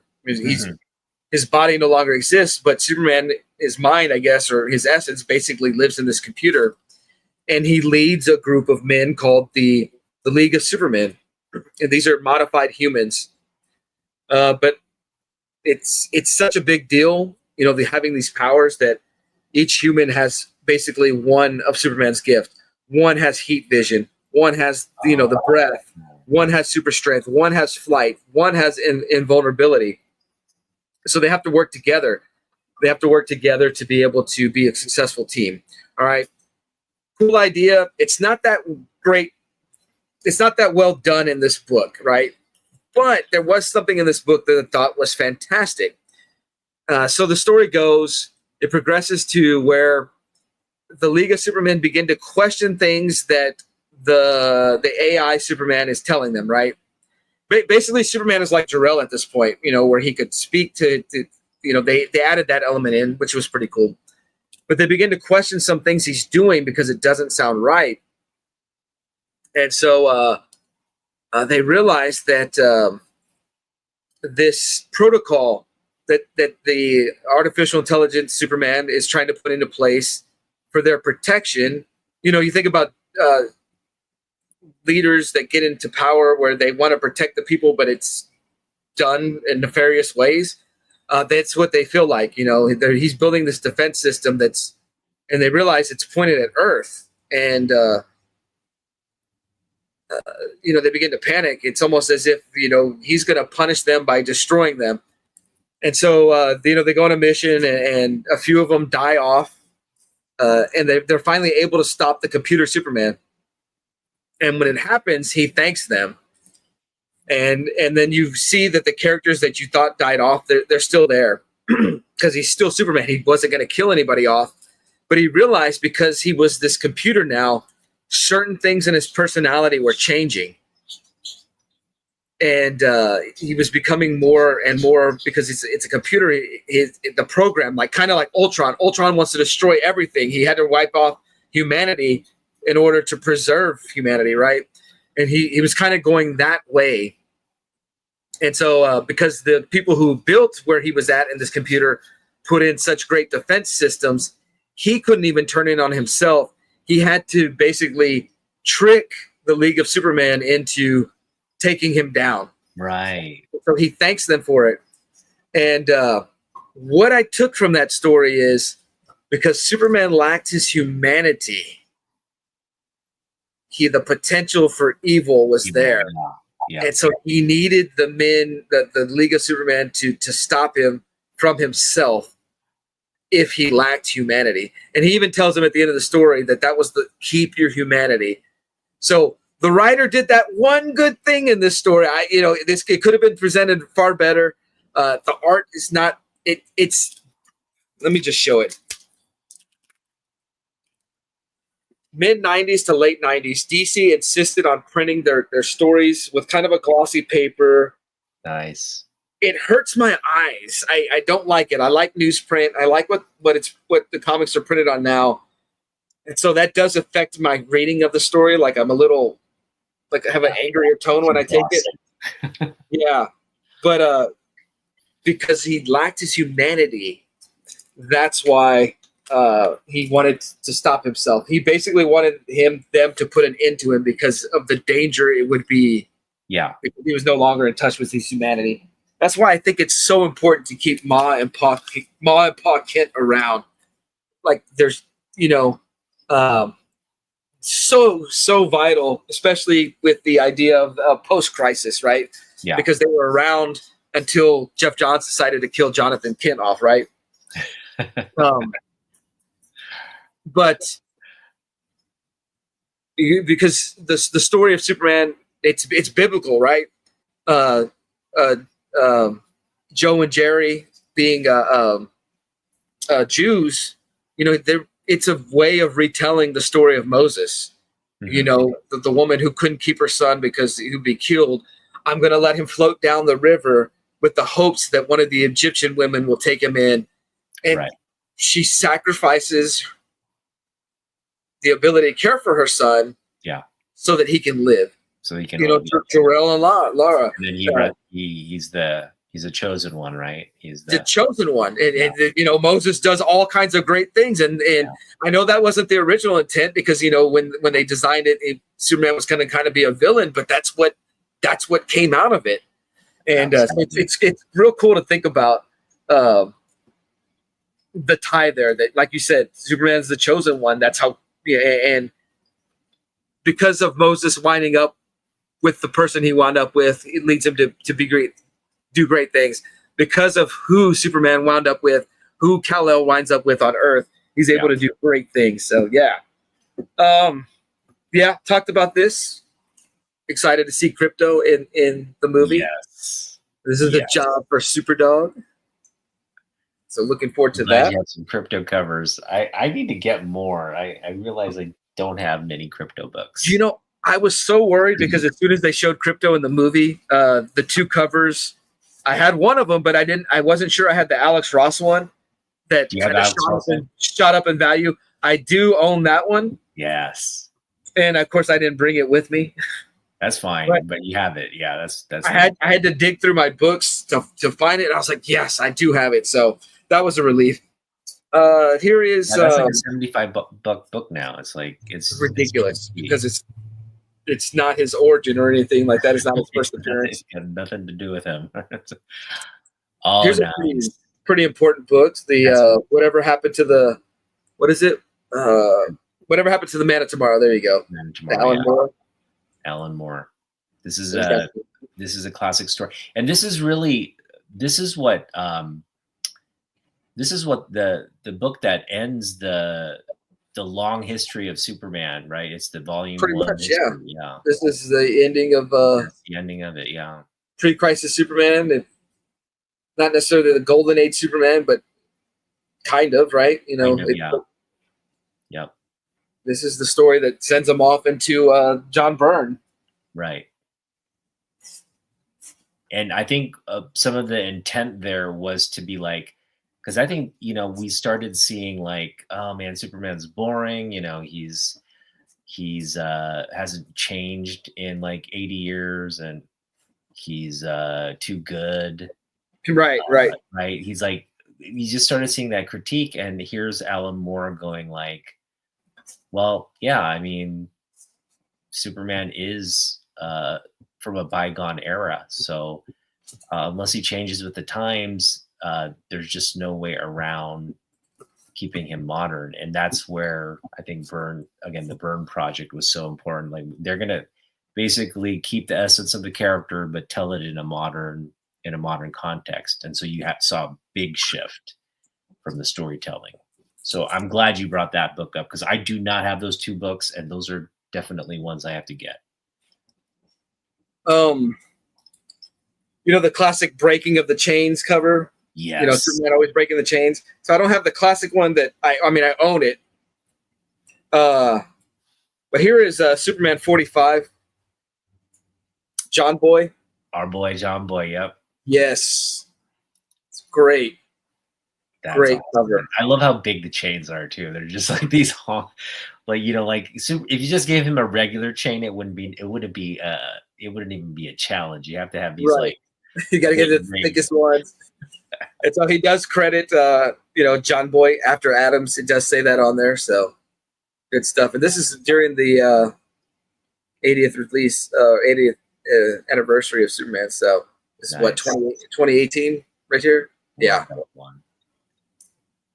Yeah, I brought that one out specifically because I thought that was one of the coolest things that you've had on your channel when you had the opportunity to have him on. Yeah. Well, I mean, you want to talk about why Superman's breaking chains? Oh, the strong man, the idea of the strong man, and the whole thing. Well, his costume, the whole idea of the strong man. Yeah, and so that back in the day, that was great feats of strength. Absolutely. And, that's where the design of the character came from. The circus, the circus strongmans. Yeah. And then the whole idea of the Superman flying and all that was introduced later on. Yeah, he was originally just a man that was super, but not the Superman that we know and love today, right? This is one I need to upgrade. I want to get a far better copy of this. I think this is a very important book. First battle suit. Yes. And I'm a huge fan of the cybernetic or cyborg Brainiac. I know some people like the alien one. I think this version is so creepy because he's devoid of while he's the green humanoid looking creature, but here with the robot, like he's devoid of humanity. That's why I feel like he's creepier looking than. It's a great cover. This is one that took me forever to get as well. Here's my oldest Superman book I own, and I can't tell you the year right now because I forgot to jot it down on the back of this book. It's beat to hell. This is Superman 115. Oof. Nice. But I mean, it is. You see it there on the bottom. Yeah. But I bought this it came in a lot. I got like 80 books, I think. I remember when you got that. Yeah, I was like, oh my goodness. And I priced it because just to get that one book that I wanted, the Neil Adams Breaking the Chains, is like it was worth it to get that many books, to pay a little bit more, but that book alone almost cost as much as the lot did. So yeah, you got a great deal on that. So yeah, Superman 115. This is I want to eventually get under 100 for an issue of Superman, and then at some point I don't think. No, I don't. I was trying to think. I was like, did I buy it after all? No, I don't own any Golden Age Superman, so that will be something that I do add to my collection at some point. That issue right there is technically Golden Age. So I mean, is it? Oh well, there you go then. Yeah, there you go then. Here's a pretty famous story. Another Alan Moore. Nice. This is annual number 11. Yep. For the man who has everything. Creepy. So they did this story in an episode of Justice League Unlimited. It's my son's favorite episode of Justice League Unlimited. Nice. Which I believe, if I'm not mistaken, Eric Roberts is the voice of Mongol. Is he really? Yeah. And so there's a scene that where Mongol, he hasn't revealed himself, but Wonder Woman and Superman Wonder Woman and Batman are talking, and I believe it's the line is he wants to know about the plant, and it's like the way he says it. Ollie will repeat that line. Here's a set I showed up on my live stream once before, but the crotch rocket set. Yes, I love that. Okay, so you can see like it's an homage cover, right? Like obviously it's. The World of Krypton is homaging the classic cover, but right. This would be in the original, yeah. And it's funny. Superman 2001. Just imagine the Man of Steel coming to Earth as a baby today, right. And growing up in the world of tomorrow. Man, and we're like 24 years past, or 24 years past 2001. So it's like It's So pretty aged. funny. Yeah, man, we're all getting old, man. Time is going by so fast. Of the two, I think I do prefer the Krypton, the World of Krypton cover. Me I too. like Yeah. I like Yep. the green in it. Yep. That's Not that this is a Ross bad Andrew, right? cover. Yeah. I believe so. Yeah. Not that this is a bad cover. Uh, I just think there's something with the green and then Yeah. the yellow of For the sure. world of Krypton. I love that cover. We didn't talk about it earlier, but talking about being a friend of the channel or friend, being a community compadres. It's because I first stumbled upon your first top 25 Superman covers video. Okay. Nice. Seeing that World of Krypton cover is what triggered it. Cool. I think I left a comment in yours, and then Yeah. we commented each I other's. remember when I picked that book up too. It was like a quarter bin fine. And see, another thing. Yeah. Trev has a fantastic back issue bin. You have a fantastic back issue bin because y'all get these great books on the cheap.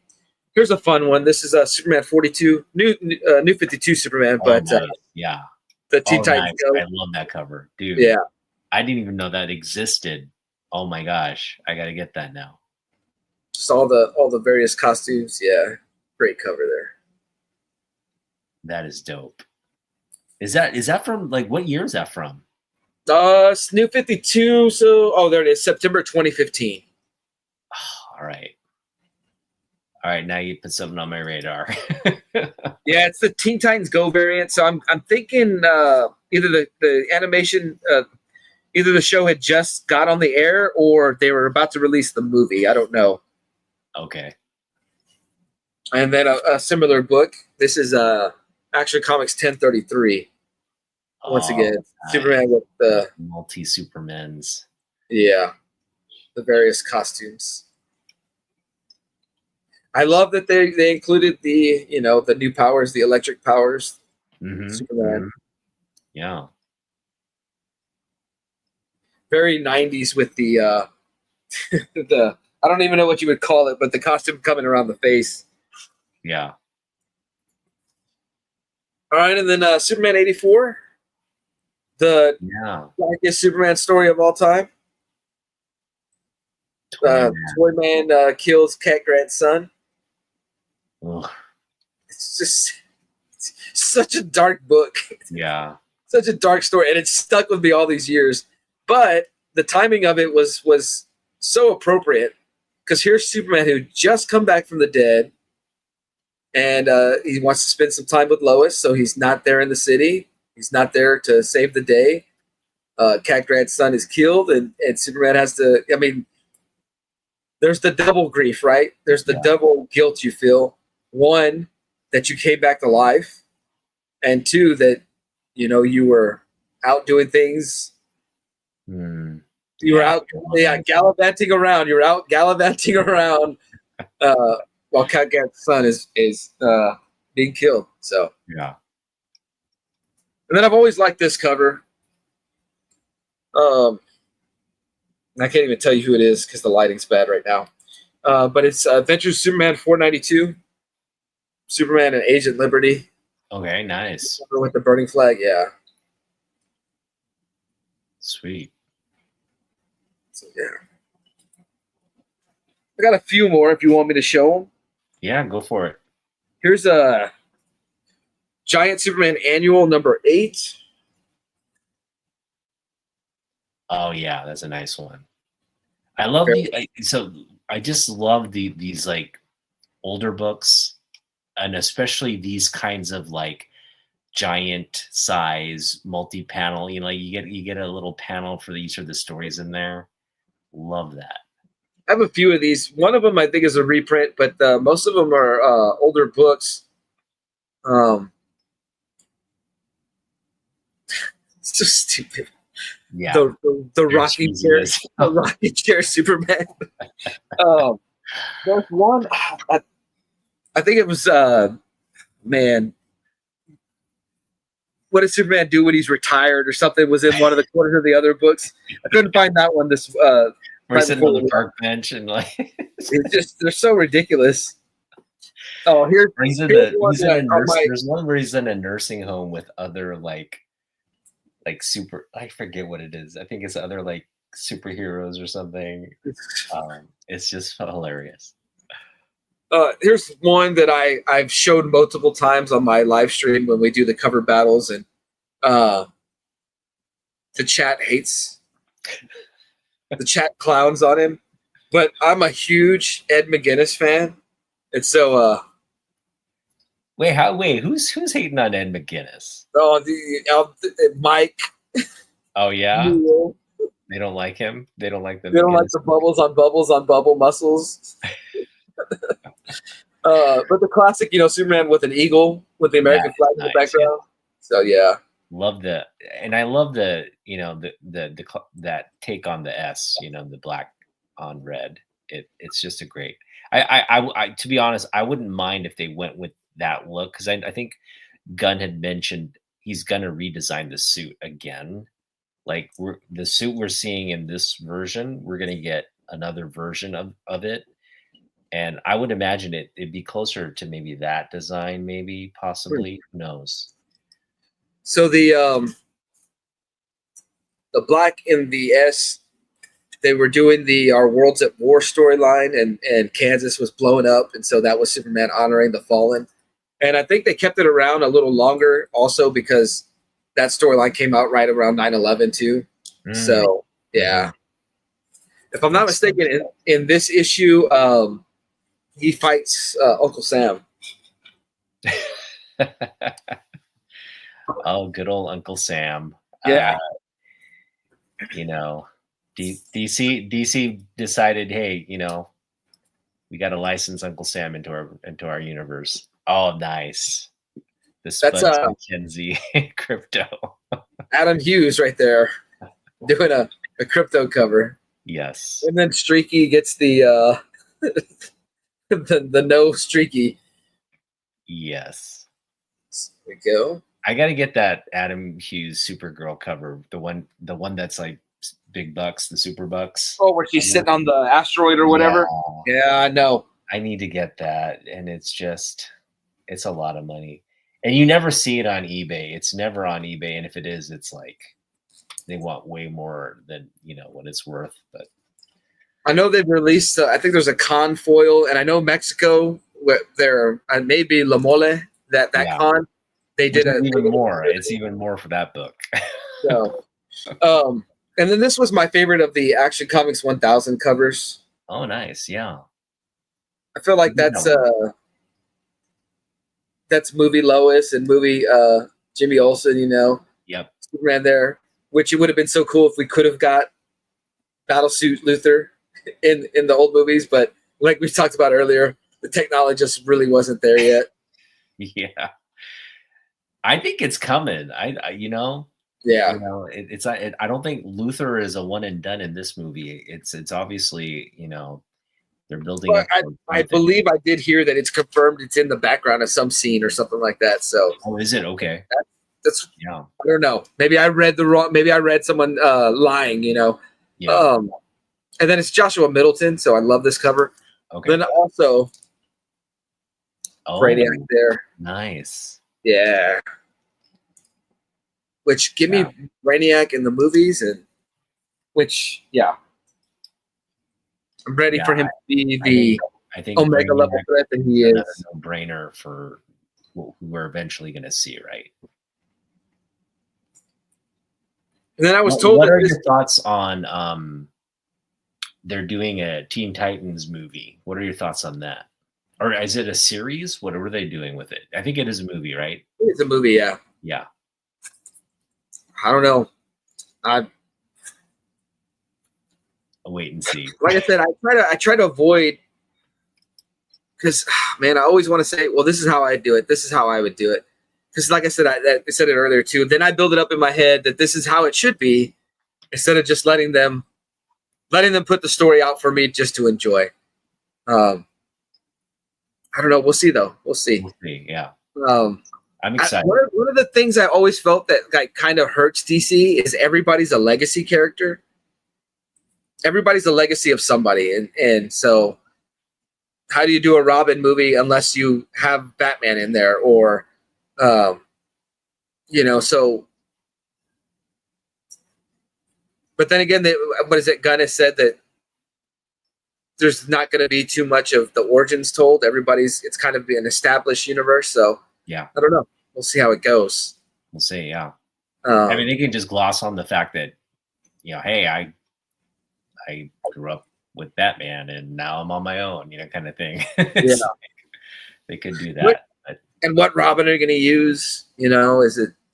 Oh, that's another great point. Yes. Is it Jason Todd? Is it Dick Grayson? Or is Dick Grayson already Nightwing? Is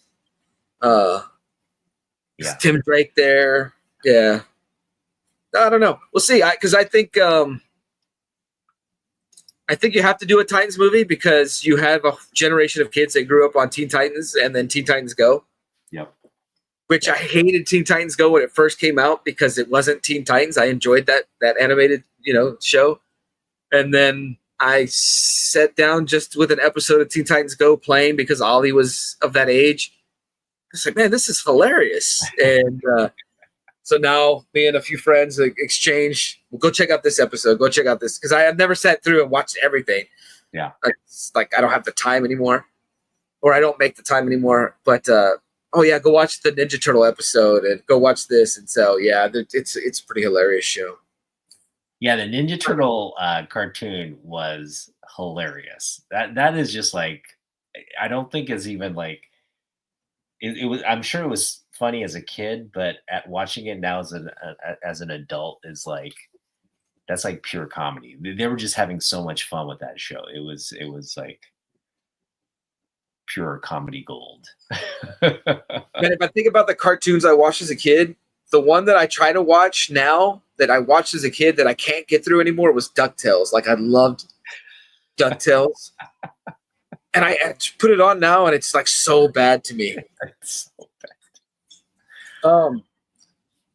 So when I looked up this issue, this is Superman Annual number 12, Hands of Steel versus Fist of Fury. Ooh. And in the note, it was one of the maybe the DC Wikia or something like that. It was one of the DC sites. They said that this is the last pre-crisis. I mean, this is the last pre-crisis Superman story told. Whereas the Man of Tomorrow is supposed to be the last story of that Golden Age Superman. I don't know if they meant that this was the last one printed and this was the last one told. But in this issue, Superman battles Lex Luthor's battlesuit. But the battlesuit had come to Earth to kill Luthor. So some kind of alien force inhabited the suit, and he's trying to kill Luthor and Superman. I mean, it's a good issue. Like if you like the old comics where they just fought and a lot of action panels. Just fighting the suit. That's what this issue had in it. Yeah, the suit trying to kill Luthor. Superman has to protect Luthor from himself, basically. So it was a fun read. It was such a good read that I was like, I want to get a better copy of it because mine is like the whitest dinged out and stuff like that. Or I want to try to clean it up. And the last thing I'll show, even though I have a few more, once again, the Man of Two Worlds. It has multiple meanings. He's the man of the city, the man of the country, but he's also the human and the superhero. Yep. The Man of Two Worlds. Yep. A man of two worlds, two identities, two, really two lives, right? He wants where he's saving lives, and then the other where he's just pretending to be a reporter. Well, he is a reporter. Yeah, and that's what I think people have to realize. Like, he does a great reporting job. He like uses his resources to cover stuff, and then kind of like he's the fastest typist that what's his name has ever seen. Right, he uses his connection to Superman to tie all those things together, and I love that they're doing that in the where Lois is interviewing Superman on an incident that he kind of helped quell, and I just love that they're taking that approach. to journalism, you know. So before Crisis on Infinite Earths and the reset, sometimes we forget that Superman was a newscaster on television. That's true. Yeah. And Byrne said that he wanted to go back to being a newspaper reporter because it was easier to explain Superman not being there. People would notice that Superman was not there on TV all the time. And so I was like, man, that's great reasoning. You got any more to show? Yeah, I got some more. Again, great selection of books, man. Let's see. Man, what to show off here? I really like this book. This is the first Whitman edition of Superman. Oh, nice. I have the regular copy of that. So that's the first Whitman released. Yeah. The regular copy's nice. But this one, you don't see the DC logo anymore. Yeah. Whitman. And it's a great Jose Luis Garcia Lopez cover. I really do want to collect more of this era of Superman books. One, because they're still cheap. Yep. And the other is like, again, Ross Andru and Jose Garcia Lopez are two of the, I think, best artists to work on Superman. Like, their just take on the character and the interior and the cover work, just phenomenal. So hope to get more of this era into my collection. I'm surprised those Whitmans don't sell for more. I'm surprised. Right? Yeah. I mean, there's a lot of them. Right. And it's like, now the Whitman packs that are still sealed, those sell for a lot. Because I've seen some. Yeah. I have some in my wish or my watch list in my eBay thing, and I'm like, oh man. The multi-packs you're talking about? Yeah. Oh yeah, those, because you don't know what you're gonna get in that, right? Yeah, that's a great point. How much are they? I've got some in my basket. Of course, because there's not a lot listed, people also drive it up. But I've seen some like $100, 120, 130. They know what they have. Well, I'm gonna show this one off because you didn't. Good stuff, yeah.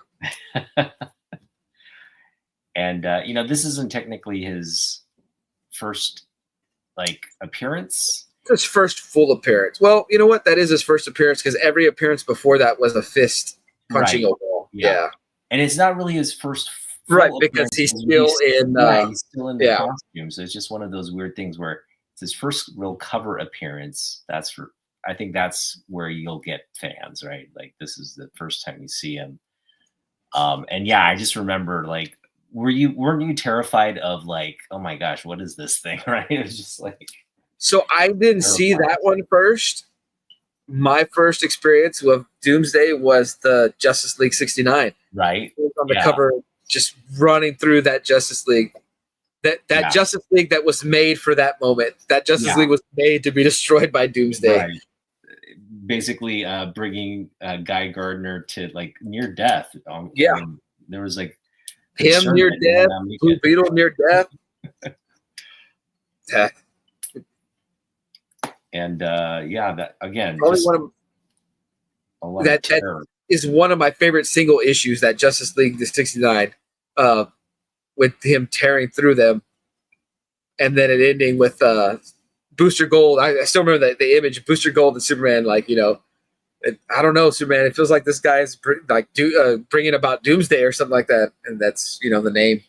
Yep.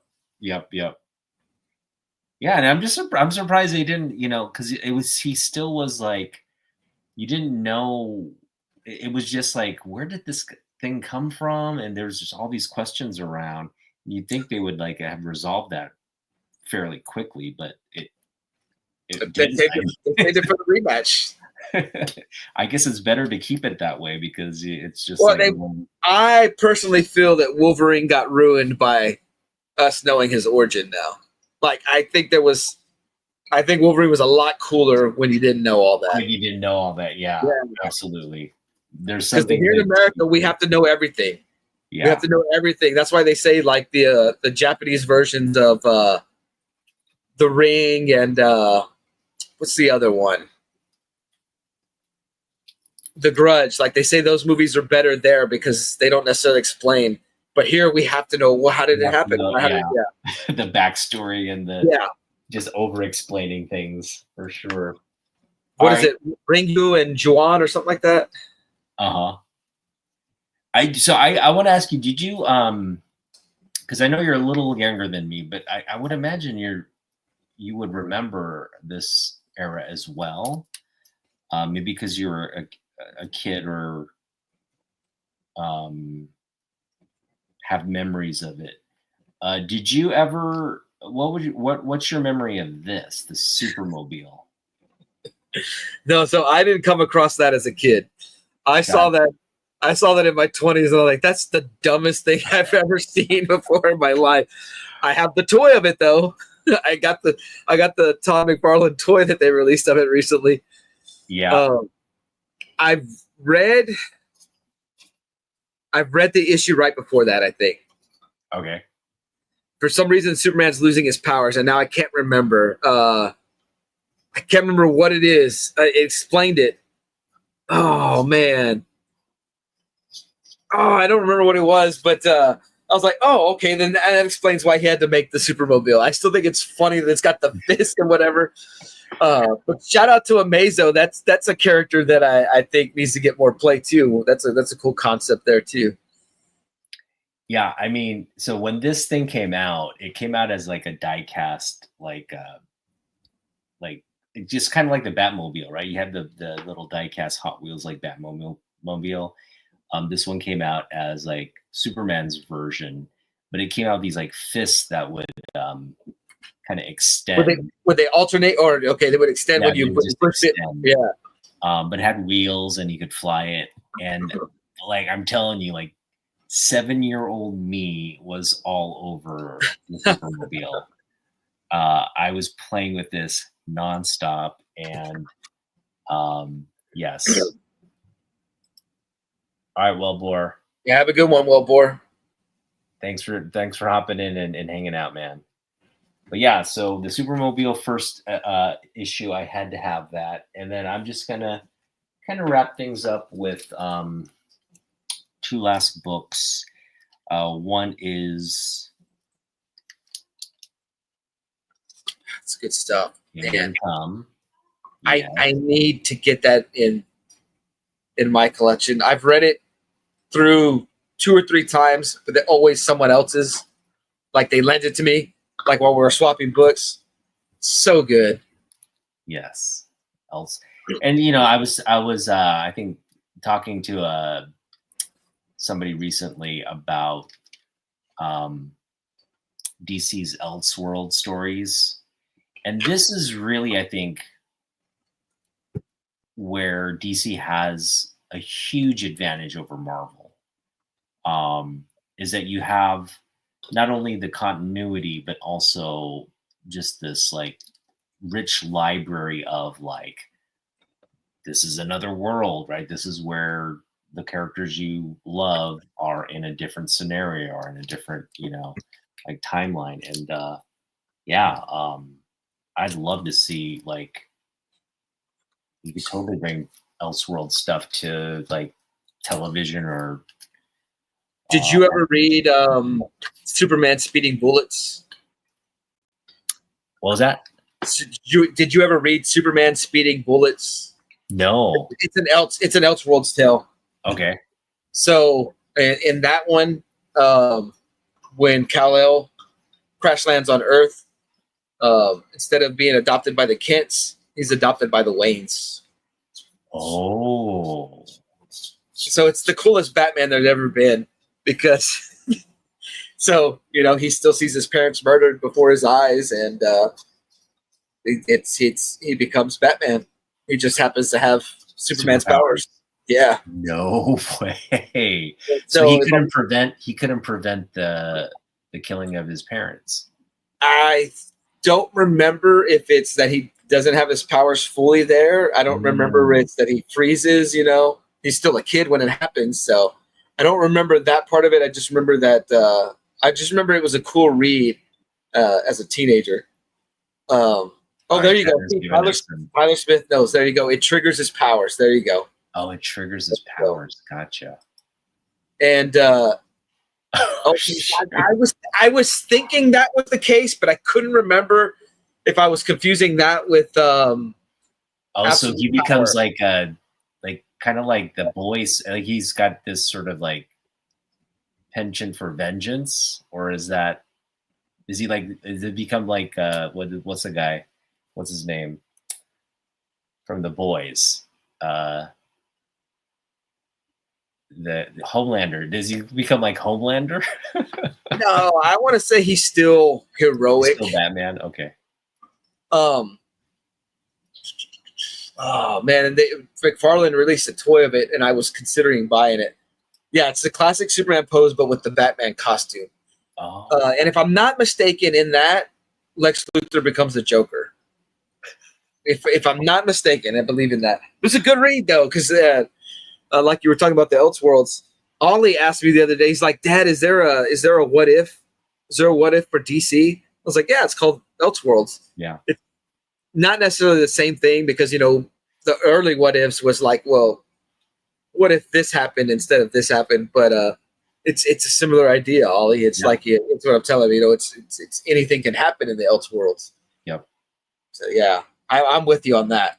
That man, Kingdom Come. Man. And I'm not a Mark Waid guy either. Like, most of the time I don't enjoy his writing, but that was so good. And then of course Alex Ross art, like you can't. Oh wait, it was Mark Waid and Alex Ross. No, on the Kingdom Come that you're talking you showed. Okay. Yeah. That I can't tell you who the artist and the writer is on that Speeding Bullets, but just the fact that Elseworlds, like this is this one so good. So good. Best, I think two of the again legendary creators, and it was really good. It just the artwork is I think what made everything just come together. It was just you just never saw somebody put together panels like this before. So there's another great Superman guy right there, Super Russ 9000. What's up, Super Russ? I actually told him to join tonight, so oh, that's cool. Yeah. Great to see you in the chat, Russ. We'll have to get on one day where we have the Superman Council or something. Yeah, we're gonna have the Superman Council up and running soon. Council of Krypton. And the last book I want to end on, and I know you mentioned you didn't like this movie, Superman 3. And this one is great because it's got a back cover here. That's great right there. I can't say I don't enjoy it. I just know that that's the perception of everybody else is that it was a pretty bad movie. It was a pretty bad movie. But there's one redeeming. Well, there's a lot of redeeming because it's still Superman at the end of the day. It's still Christopher Reeve. He's playing an evil version of himself, right? Which is great because you get to see like, oh man, like his acting range, right? He plays a really creepy like jerk of a Superman. But again, the best part of that movie is the fight scene between, like Clark versus Superman, right? Superman, and it's like literally like this, right? It's like one of these like kind of like man. Show that cover again. That's great. For a long time, yeah. Let's see that cover. What issue is that? This is Superman 196. It's good. Yeah, it's good. Man, you have it has this vibe to it, and it really is like you're mentioning two worlds. It's Superman fighting Clark, right? It's Superman fighting his weak, like the super strong guy fighting his weak human self. Oh, Tyler Smith is not wrong. Oh, that's good stuff. Man, when they beat the hell out of that printer, I'll tell you what, the copier. You have when I did it was a few, oh man, maybe 2 years at this point. That the cover challenge, the multiple Superman covers. You have that Superman versus Superman. I believe it's a Neil Adams cover. I almost bought one at the last. We go to a toy card and comic toy and card show. Mm-hmm. Card comic. I can't remember. It's Ekman's card comic and toy show. Card comic and toy show. There you go. Ekman's. It's quarterly in San Antonio, and man, I had that book in my hand, and I couldn't do it. We were about to go on vacation to California, and that's when the budget. You didn't get it? I didn't get it. I was like, oh man, I wanted it so bad. You were the first time you showing it off in that challenge video was the first time I'd ever seen that cover. I was like, man, that is so good. It's good stuff. There's so much. I mean, so I want to, focus on what you are wanting, because I kind of know, and again, I'm going to Japan this summer, and I'm going to be on the lookout for what you're looking for. Yeah, man. You find me any of those Death of Superman or Reign of Superman or Funeral for Friends that are over there? Yeah, I get 2 copies though, because if I find anything like that, I'm like, I want it too, kind of thing. But we'll see. I think that would be so cool. Like I said, that's kind of where I'm branching off to. Just can I get foreign copies of these books? And there's a guy who's selling some Greek copies of the book. I've seen some Greek. I've seen some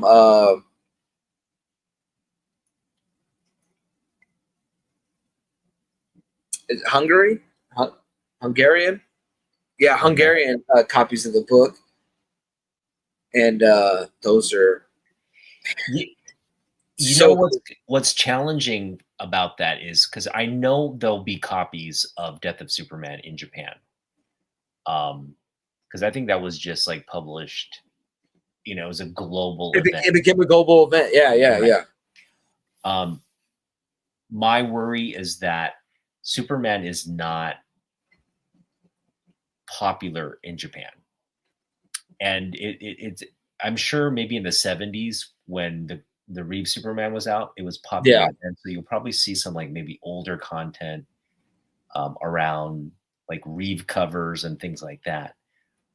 But I just don't know if comic books were popular in the mid 90s in Japan, because there's so much good like manga, like some of the so Japan had its own like creativity and stuff lost in that shuffle. And my hope is like there's a treasure trove of it that no one buys, no one collects, right? And that like it's their dollar bins over there.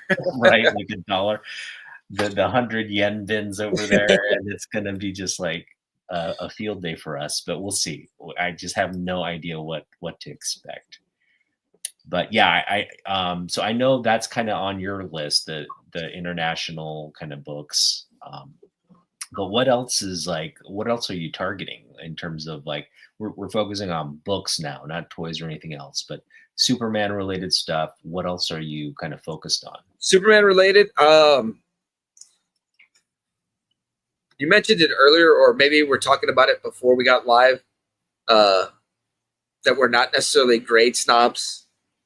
But I have thought about branching off into the graded books. But okay. Just and it doesn't necessarily have to be Superman, as far as, building up some bigger books, but I would like it to be Superman focused. But there is a few characters that I've seen something, and I've put it in my watch list.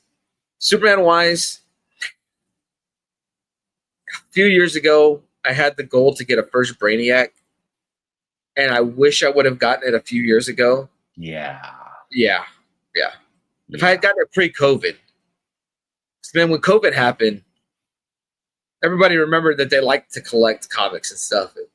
And it's starting to come down a little bit in certain things. but I don't feel like that's a book that's really going to come down.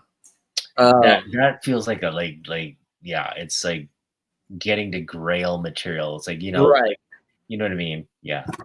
There's another book that is kind of a Grail as well. A First Supergirl. Yeah. I know. And at this point, if I get one, it's going to be beat to hell. Yeah. That's another kind of untouchable. So my thought is, if I do that, those are going to be bought and paid for. I'm fortunate enough that I have money I can borrow from myself. If that makes sense. Like I don't have to put it on credit. I have enough that I can borrow from myself, but I would pay myself back. Hey, every month this much goes back, and I put it back into this account. I'm fortunate enough to do that. But once again, being the saver, not the spender, it's pulling the trigger on it, because I have it and it's cool to have, but it's a lot of money. It's a lot of money. It's a lot of money. Well, not only is it a lot of money, because we have to get a low grade copy, right? I'm sure it's a lot to take care of. Yeah. Because the lower the grade, I mean, it's deteriorating over time. Yeah. And yeah. So I mean, it's something I've thought about more so the Brainiac than the Supergirl. Super Russ has the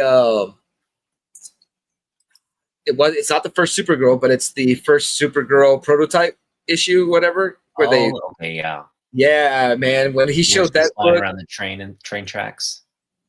Sorry, say it again. I think she's flying around the train tracks.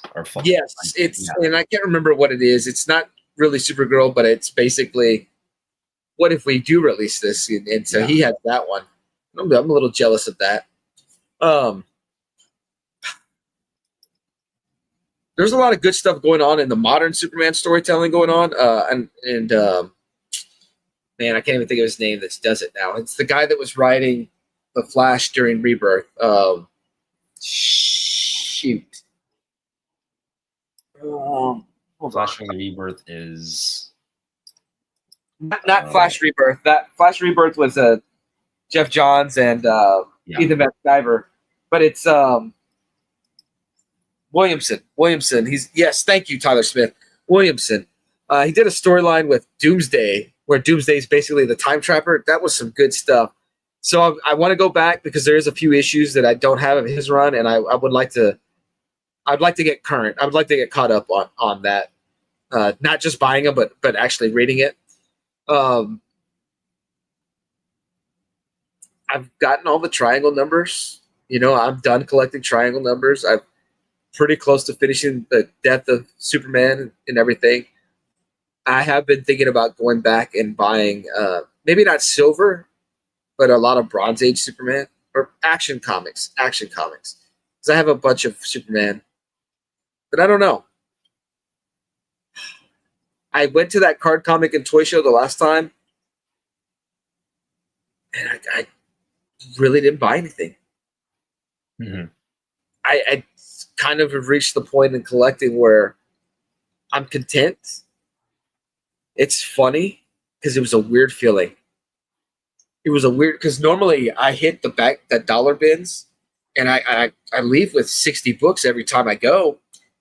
And so it was weird this last time, and I had a lot of things going on too at the same time, passing away of relatives, and we were about to go on vacation, so I was dreading flying. Mm-hmm. Here I am buying a character who's known for flying, and I'm so worried about this plane fight that I gotta get on to get to California. And while I was doing that flight, I thought, man, I would have to take a plane if I was gonna go visit Otaku one of these days. Like, get used to it, get used to flying, because that's a long drive to get to especially for where I'm at. But I guess if I had to say something that I want to buy and complete, it would be DC Comics Presents the Superman team up book. I hit a bunch of those about a year ago in a dollar bin, and so it's kind of a back burner if I find them, especially if I can find them for $1. I would like to complete that set because that's a fun read. That's a great set. Yeah. It's a fun read. He's in that set too. Yeah. Yeah, great covers. The harder books to get are going to be the first Teen Titans. Not the first Teen Titans. The first was Cyborg, Raven, and them. Teen Titans. Yep. Yep. First Superman. I mean, first He-Man, because there's the Masters Universe crossover issue. That's right. Mm-hmm. And then the is that it? Is that it on the big books there? No, there's I have the first Mongol. Okay. Unfortunate, I got that. I have the Black Adam one that a lot of people like. That's a nice one. Yeah. That one. Yeah. That may be it for the big ones in that series. So I think I think you hit all the big ones. I know there's one more. I got fortunate with the Mongol one because the shop I go to, I don't know if he didn't know what he had, or because normally he'll put the key books off to the side. It wasn't in the key book section. No, you know what? It was in the key book section. He just happened to have a sale going on at the time. Mm-hmm. So I was able to get that one at a decent price, better than eBay price, you know. Yeah. And I already owned first Superboy Prime. I got that. I bought that. That's the other big one. That's the other big one. Yeah. Superboy now Prime. I would like to get an updated copy of that. But that's another great cover. Yeah. You know, I just lied to you because I just went back into the well. Yeah, I wasn't buying all that. I'm kind of at this point where I'm not picking up anything, or I was kind of. Don't lie. You went over your $5 budget the other day. No, but it's like I told you before. I'm just mindful of the collection getting too big. I do need to do a purge. Yeah. And now you and I are in the same. I think in the same spot. I'm kind of like. I don't know how to describe it. I just kind of like reached a point where I'm like, where's this going? You know, am I going to just continue to like hoard stuff and pick up stuff? Like, I should just be satisfied with what I have and enjoy it. Right. I think back to the days when I only had a short box or two, and I went back and reread books and stuff like, and I enjoyed them so much. And I don't want to say it's not fun buying the stuff now, but dude, my to read pile, you know, you could build pillars in the Rome cathedrals back in the day with my to read piles. You know what I mean? Yeah. So I want to get back to that because that was why I got into the hobby, because I enjoyed reading. The problem is a lot of the older books I'm reading take a lot longer to read than modern books. The current books, man, it's like 5-minute read, which is unfortunate. It still can be fun. Yeah. And then the style I read, I'm like a long reader. Like when you look at a panel, you can hear the sounds. You can feel the atmosphere of the panel. If it's done right, and the writing and the art is on point. So I could read a book and comic and take 30 minutes and enjoy it, but and read it at that pace because that's how I want to read it. I want to immerse myself in the world. Yeah. So I got to be careful then, because then I won't get anything done. But I was saying I was lying about going to the well that I couldn't remember. The Superman Adventures. I've been buying those. From the animated series. Yeah, I've been buying those. There's a few $high books in that set too. There's the first Supergirl where she's in the skirt, the white shirt. Yep. That's a $high book. There's the first Livewire. Livewire. Mm-hmm. And then some of the later ones are limited. They doesn't have a high print run. So. Yeah. Yeah. Yeah. So I need to be careful. Yeah, it really is. I was just because I have an app where it shows my collection, right? What app are you doing? Key Collector, or I'm doing Key Collector. I also have do you have the another one. League of Comic Geeks app? No, I don't think it's that one. It's a comic. It's the comic price guide. That one. Oh, okay. And but the Key Collector is the one where my collection's like kind of all there, right? In terms of when I ever buy something, I update it and it catalogs it. How you Also have a catalog right away? Yeah, I also have a spreadsheet. I don't. But yeah, I have the number of like books I have, and then there's also a wish list, right? Of books that, and I'm telling you, the wish list is like 4 times as big as the books that I already have. It's like, See, I'm lucky because my wish list is only. This is on the League of Comic Geeks app. My wish list is only 124, but that's the ones I marked. You know, my wish list is obviously higher than that. yeah, The books I've cataloged is 3118. okay. It's a lot bigger than that, though. Oh, you're lying to yourself, huh? I've done a bad job of cataloging. Yeah, you know, surprisingly, I don't have many books. I have my book. I only have 1,700 books. You know, and I mean that's nothing compared to like I know other people in the community, um, but I'm already at a point where like I have an overflow box of books, and I realize, you know, I got to stop doing this thing where I like pick up books just because, you know, like I run across them and they're books I want. But when over time, when you go back and you look at the books and you're like, why did I buy that book? You know, it's just like in the moment, it's like something you want, but Yeah. yeah, It's that little, what do they call it? Get that thrill in you. You know, you found this. I've seen other people show this, and I told myself at some point I want it, and the dopamine, right, goes up, right, and you like feel excited to get it. And yeah. When you put a wish list on League, no, it's not like a wish list where everybody else can see what you want. It's just my wanted list, but it's not like a list where someone can see it and then sell. Hey, I have this copy. Let me buy it. No, it's not like that. Now I don't know if that's available. I've never delved that far into it. I just put my wanted list on it. Yeah, I think that's a, you know, I realized when I looked at that, the problem I'm having is here I have my collection and I built it up,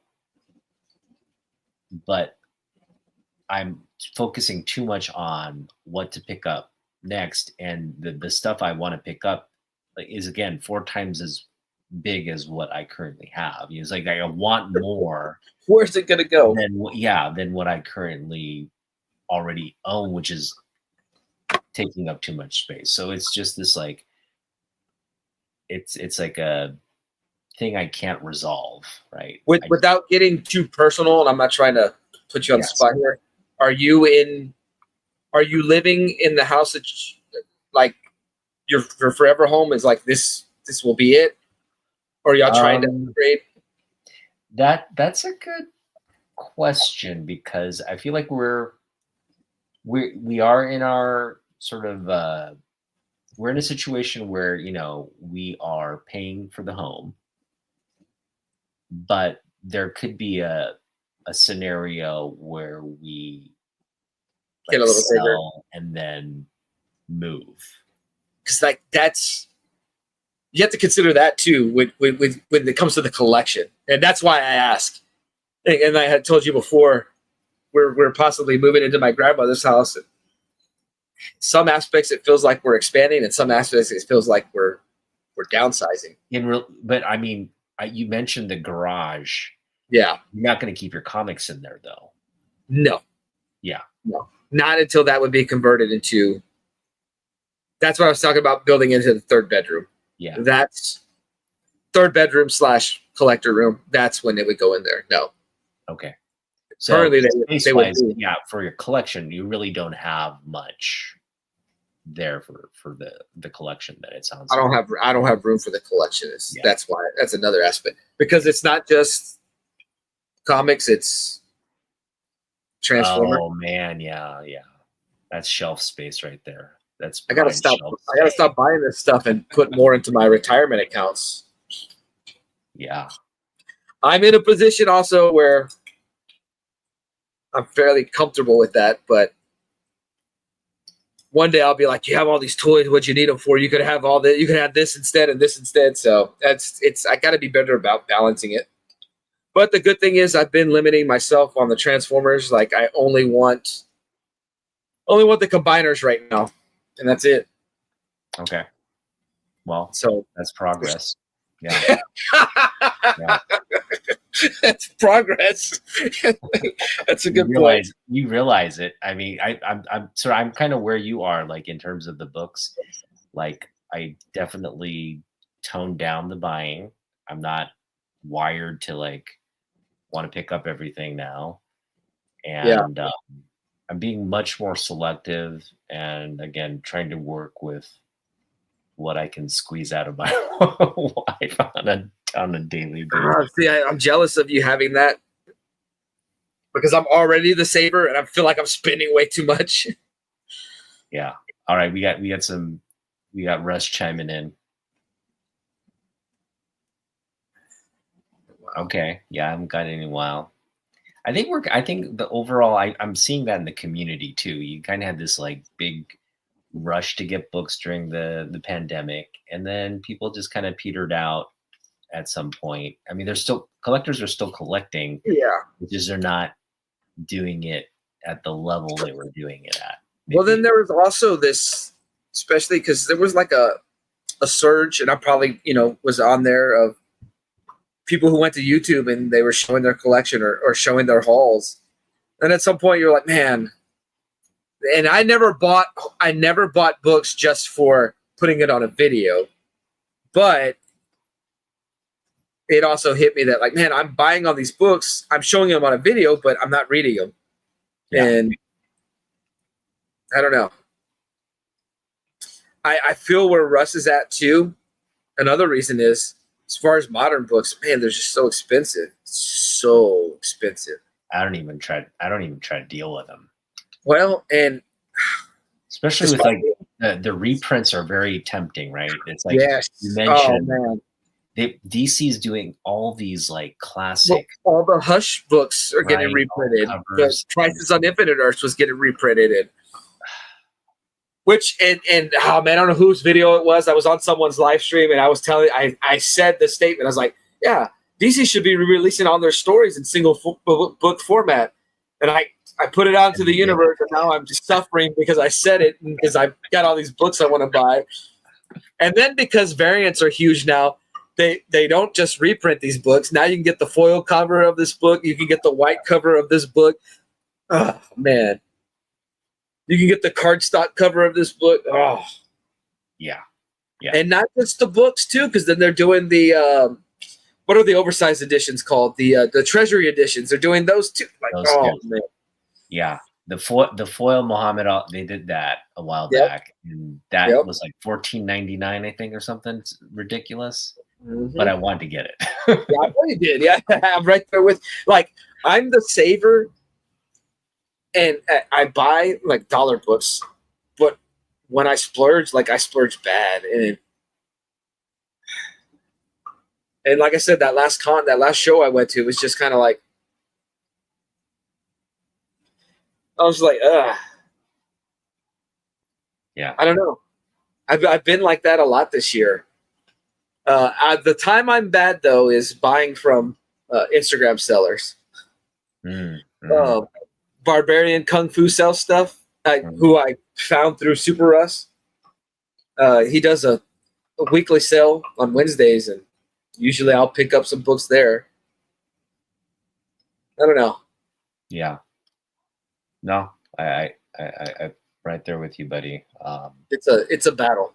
It's a battle, and I definitely, like, my wife gave me a budget to spend in Japan, and I'm already like, well, do I really need that much money in Japan? I'm kind of like trying to. You went here.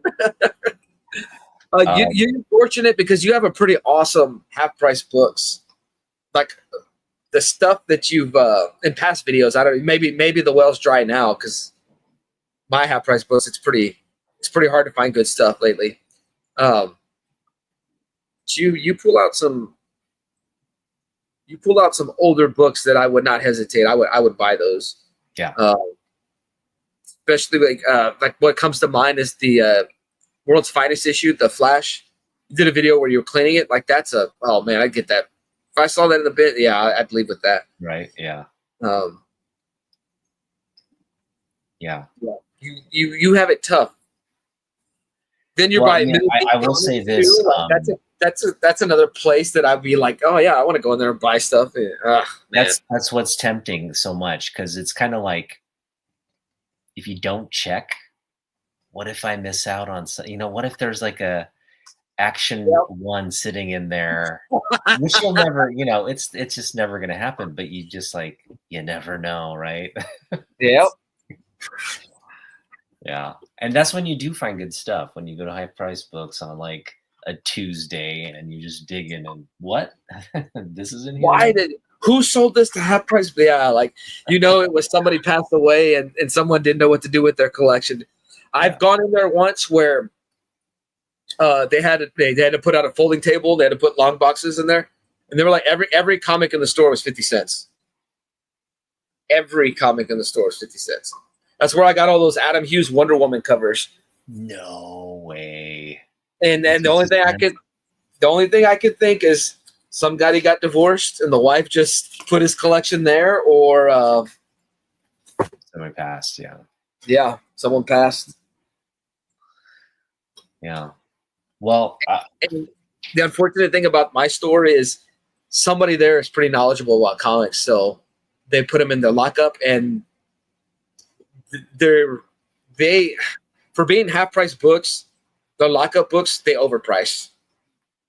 They overprice those. So I was about to say, I have two in my location, and one of them used to have quarter bins. Oh man, yeah. They got rid of them, and now it's just all and the lowest price book there is like, so if you have something that's like let's say a 60-cent book or $1 book, right? It's $2 now, right? Yeah. If the half price doesn't hit $2, then it's $2. Yeah, they started doing. I guess maybe that may be a company initiative because I noticed that in at the ones I visit. Man, when I lived in San Antonio, I had access to 7.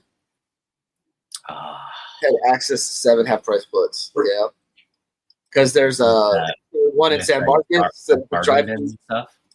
There was one in a nearby town that I could go to that was easy to get to. And what are you barking at? Biscuit's such a guard dog. Yeah, so it was easy to grow the collection there. My problem is if I get a few books from a series, I want to get every book from that run, and I can't get out of that. That's a hard thing to because I remember I got out of that. John Byrne Fantastic Fours. Yeah, I kind of gave up on that one. I kind of like when I got into so what's helped me is like I'm not a completionist, and I think that really helps because if I had that, it would just make things so much harder to you know what I mean? Like that's what. I know. I know that's where you are, and I'm just glad I'm like I don't need to do that. So that's one thing helping me. But yes, I have other things that I. That's what this live stream is going to become. We're gonna pop in here weekly. Monthly. We're going to talk about how we need to get out of the hobby. Say, hey, are you streaming with the missus tomorrow? No, I think we're going to take tomorrow off. Going to go to my grandmother's house. Like I said, she passed away in January. Mm-hmm. And dude, it's just been like so slow going, emptying this house out. And part of it was because everything to me was a memory, and it was like hard for me to pass it on. And my wife would get frustrated with me, not like bad. She would just point it out to me. You say you want to do this, but you stop me from. Mm-hmm. I mean, I'm talking about there would be some kind of cooking set my grandma would use to bake or something like that. I'm like, we don't need it. It's old. It's honestly, it probably need to get trashed, and so there was a little bit of it slowed down a little bit there because of that. I was the hindrance, right? Then when my mom passed, it's like life came to like just a screeching halt. Even though it was kind of expected, it's still, yeah. And so, and then we were worried about the grandkids, or not my grandkids, my mom's grandkids. My nieces and nephew, and so like we've done a lot of things where during the weekend we've gone with them and did stuff with them, keeping them because she took care of them a lot. My brother, we had some things going on and he couldn't be there, and so she would take care of them a lot. So it was like make sure they're still happy, make sure they're still functioning, And so I feel like at least for half a year, I feel like I've put my life on hold, and that may be part of the reason why I didn't buy anything when I went to the show. Like my life was on hold or whatever. So in the last 2 weeks, we've put an effort into going over there and okay, let's what we can give to Goodwill. Let's do that. And Goodwill's not my favorite place to donate things, but here in this town, that's not many places you can do it. So I got to take advantage of what I can. And then working overnights, like I don't have the luxury of like when I get off of work, going over there and doing some work because I'm so exhausted. Yeah. And so I have to utilize my Saturdays. And so that's why we're not going to go tomorrow. We're going to, go live tomorrow. Yeah. We'll take a break and then we'll pick up again the following week. She wants to do a Battle of the Sexes cover challenge where, cover battle, whether it's work. guys versus girls on the cover. So I was looking through the Superman books. I set one aside and I was like, okay, I can use this. And so I've got to see, do I have enough? You got to represent Superman in that battle. All right? Yeah. You got to do. I did terrible with the road cover challenge. I thought I was going to find all these great road covers, and I should have known Madam was going to bring out the moderns. Dude, Madam she just had the best books that day. Yeah. And she had the look to the costume was great. And Lady Prime was going to get one too, but she kind of held off. Same thing. When we went to California, we spent a lot more than we thought we were, which you do that every time you go on vacation, and and then we just got right before we went on vacation, I bought a brand new, not a brand new truck. I got a new truck, right? So you told me about it. Yeah. I like it. It's a nice truck. It's pretty awesome. But now I have a truck payment to add to it. So, but we needed to update vehicles. Ollie's getting too big for the truck we had. We had the little 2001 Dodge Ram that inherited from my great uncle when he passed away. And the old timers, they don't drive their vehicles very long. So when I got it, man, it was under 60,000 miles, I think. Nice. So it was running fine. And I really had only one issue with it, and it was something I could fix myself. So, but like I said, we needed to update vehicles. She's got family in El Paso. That's like a 12-hour drive for us. Yeah. Where we're at now. And so needed something that, hey, it's an emergency. We got to travel here. We can always fly, but something tells me you're traveling in style now. yeah. It's an upgrade. We're blessed here. We're blessed. That's good. Because we've taken advantage of certain things in life and not partaken of certain things in life. Like we're not drinkers, we're not smokers. We don't have those bad habits that can derail people.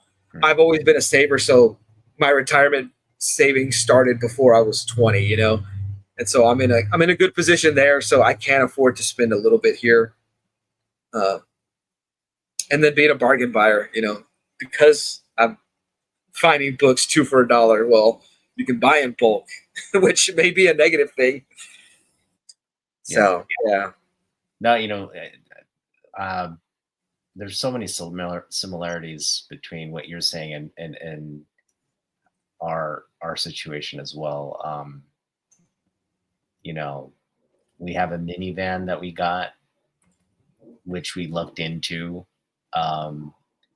because my wife's friends were moving, and they, rather than sell it to the dealership for like next to nothing, they just yeah. basically sold it to us for next to nothing.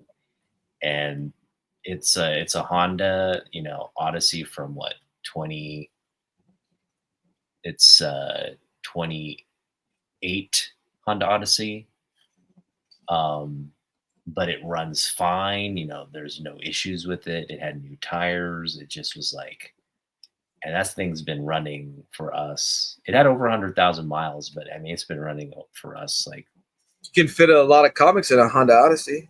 yes, you know what I mean? Like, I feel like even if we go camping later, it's one Yeah, of those things where you could put good the thing. seats and then just fit like a inflatable mattress and just use it as like a, you know, sleep in there as like a Nice. camper. Yeah. So yeah, it's we just pray that it doesn't ever break down, because I think once it breaks down, we're just like, it's the, you know, you have to like, do we keep this and repair it, or do we just get a new car? But fortunate for us, it's been running well. I'm lucky that my dad and his best friend fix vehicles, and so Very lucky, man. but yeah. So Yeah, I'm not of that. I wish I could do stuff like oh, that. I wish yeah. When something happens though, I try to do YouTube and try to do everything myself before I have to call them. Yeah. But I wish I was more manly in that regards. I wish I was a greaser and, you know, fixing vehicles and whatnot, and a gearhead or whatever. And Yeah. Well, I mean, this was great catching up with you. I know it's late over there for you, so I'm going to let you go. But, um, you know, again, Superman's coming up. I'm just excited for both of us for that when that happens. yeah, we'll definitely have to do a whether even if we don't go live, Council Superman, yeah, talk to each other about it, what we loved and what we hated. Yeah. And But, yeah, I'll talk to you offline, but I am gonna pick. Just let me know what like specific books, like because you know, I just don't want to pick up a bunch of books in Japanese as I can. If anything is fine, as long as it's in like Japanese, I can do that. But I know that's fine. If you don't have to give me anything, you know, I hate to put that pressure on you to find, but I mean, if you find anything, it's Superman that's like that, I think it's cool. Yeah, I'm looking for the Death of Superman for sure. Yeah, in Japanese. I know that would be like the ultimate, right? Penultimate, but I think you know, I'm hoping there's just a lot of Superman books there, and which I think there will be. So yeah, whatever I pick up, I know what you want. Trust me, I know what you want. All right, I got you. I'll just pick up whatever I think is anything cool. Godzilla. Oh, okay. If you find there's a lot of Godzilla stuff, so like, yeah, okay, we'll talk offline. So, all right. All right, guys. Thanks everybody that hung out, man, or anybody who watched on the replay. If you get this far, you're a trooper. We'll see you in the next one, and have a great weekend, everybody, especially you, Fanboy, and we'll connect soon. Peace out.